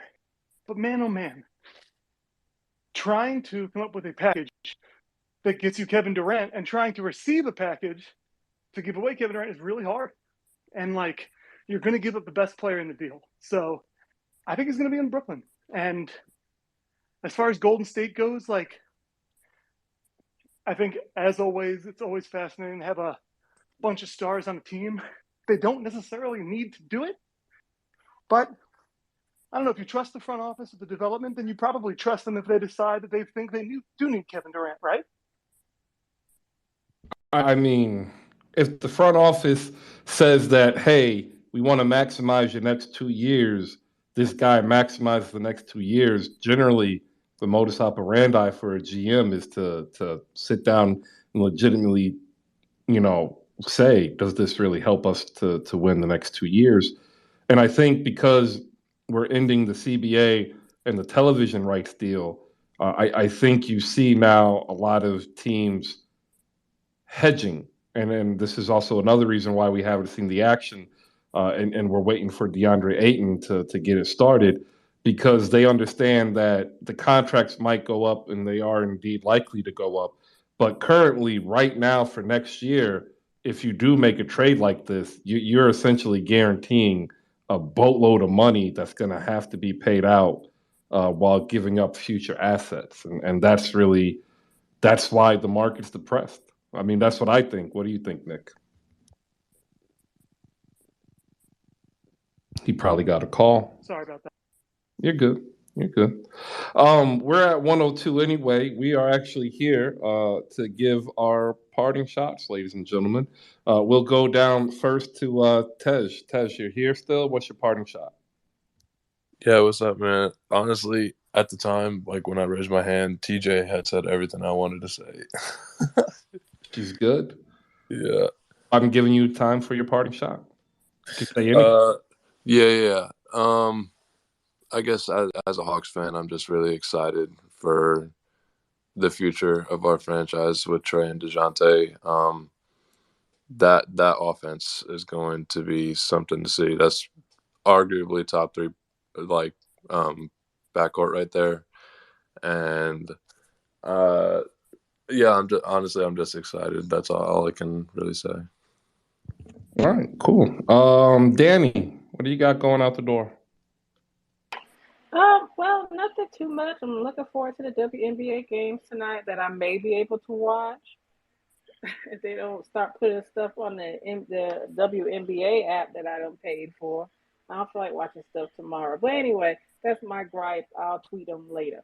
I hope everybody has a great week, rest of your work week or work day, I should say. And I enjoyed the spaces today. It was nice not having 808 in here for a while. I know it took one tweet to bait him. I knew I could bait him, and I succeeded. My evil plan has worked. Anyway, I'm going to enjoy Chris's takes. Hopefully he keeps on tweeting about Amazon Prime today. I might go back and watch some political stuff today, like I always do, the political junkie that I am. And that's about it. Enjoy the conversation. Hope everybody has a great day. All right, appreciate it. JF, what you got?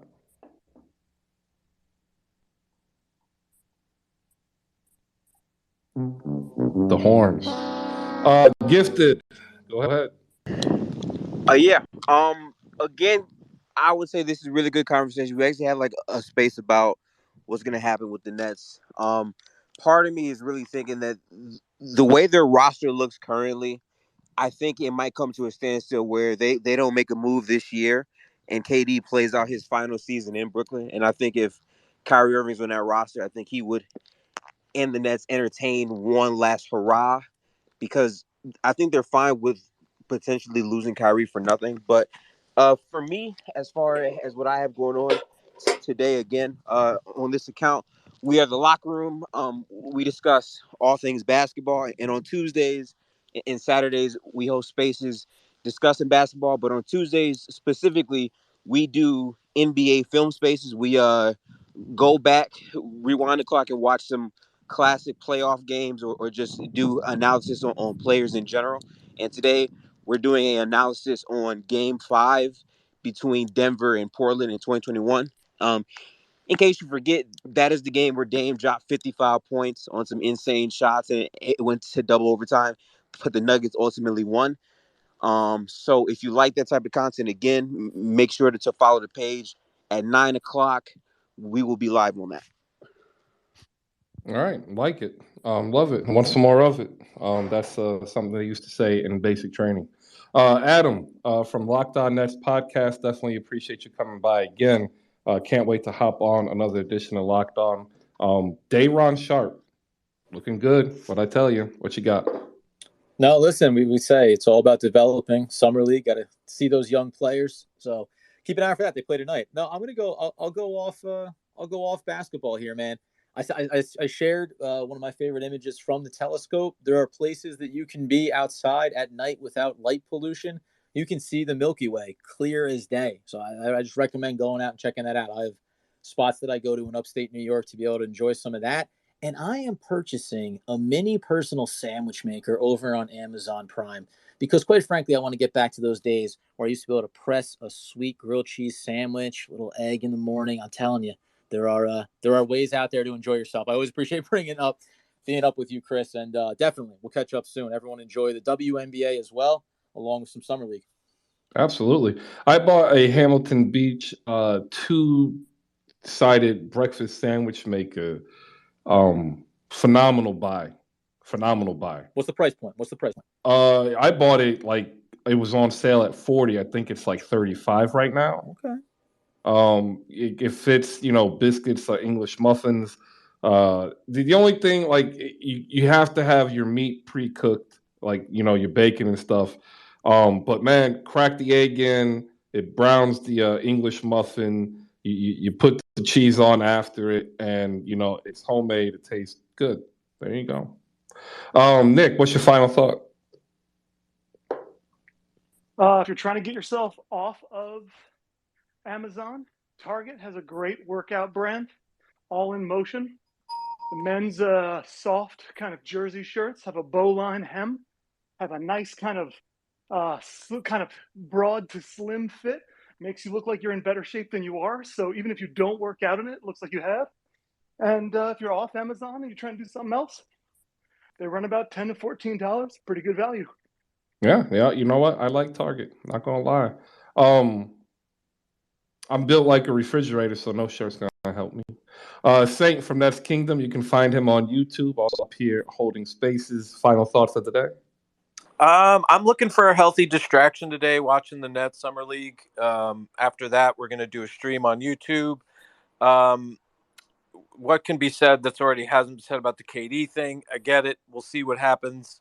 But for me, with my Amazon, like every day is basically like an Amazon Prime day for me. So this day doesn't really get me that excited. But I am going to look to upgrade my coffee consumption and how I do it. Going to be looking for a grinder, going to be looking for a better way to brew the coffee, just the Keurig. And yeah, I need to upgrade. I want more flavor from my coffee. So I'm going to look to really upgrade today. Hopefully there's some good deals out there.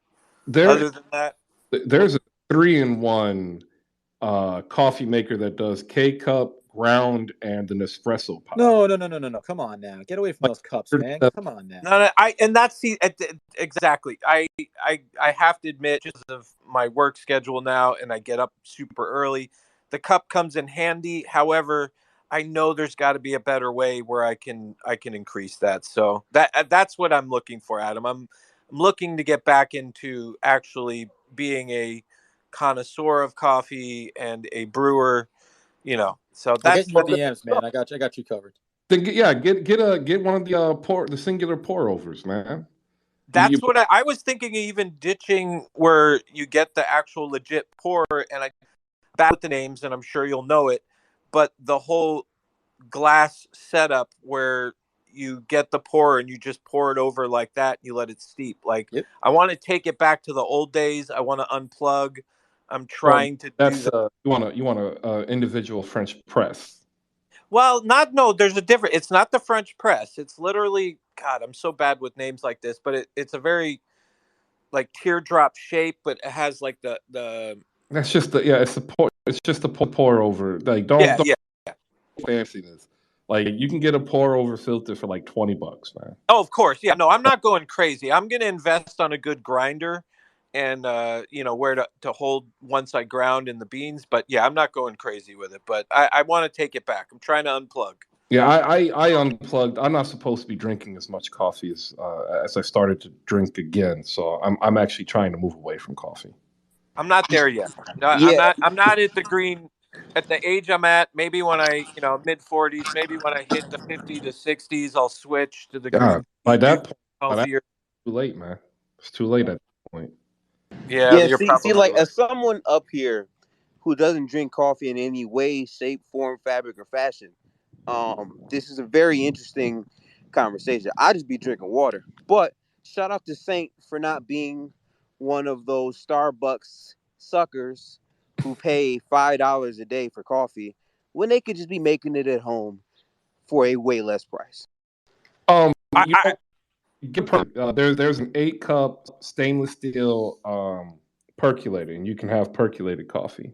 But it's more. It's just me. Like I'm just the only one drinking coffee, so I'm also looking to reduce. Like I'm not a hoster. I don't have tons of parties. I don't have people over. I don't need like a 30-cup percolator, but not 30. It's 8. I know. This coffee conversation has turned into a bit of a, we're trying to fix Saint's life in a lot of ways here. So we got some things to take care of for him. Like, it certainly has, Adam. I don't want a French press. Like, well, what do you want? I told you I just want the pour over. I don't want to sit there and like steadily pull that thing up because I know me. I'm gonna get freaking grounds all up in my coffee, and that shit annoys the hell out of me. So I'm not gonna. I know it's better. It's better. It gives you more caffeine, the flavor. I get that, but like, I'm not trying to do that shit either. I just want to pour and walk away. Never mind, Saint. Go buy Starbucks. No. Have you tried drinking big bottles of water? Oh, I do that already. Like I really, because I've been fasting in the morning, so technically I just have a little bit of coffee and then everything's water until I have my meal. But yeah, no Starbucks. I support local places. I try to always find the local. If I'm going to get coffee, I always try to find the local place. Go to the corner gas station. It's all the same. I would not say corner gas station. I would not say that. That's like water with food coloring almost. No, they have the grind, and serve, right? I don't know if you understand this, but like the same machines that they've been using in the fancy hotels for like a decade, they've put now in the regular gas stations. So like every cup you get is actually ground. The grounds are held in a container above, so you literally get a fresh ground cup of coffee. But it's the beans they're using, Chris. Though they're the beans are not great. No, the bean. Like I hear you, but the beans that they put in there, bro, are just they're horrible. Like you, sir, need to win the lottery, and then you can come fix my house and then buy all the coffee you want. Well, but that's why I work. That's why I work about 6 to 8 spots of overtime every month. So I remember days. I wish I was getting paid overtime right now. TJ, final take. Where can they find you? Give us some good news. We talked about coffee way too long.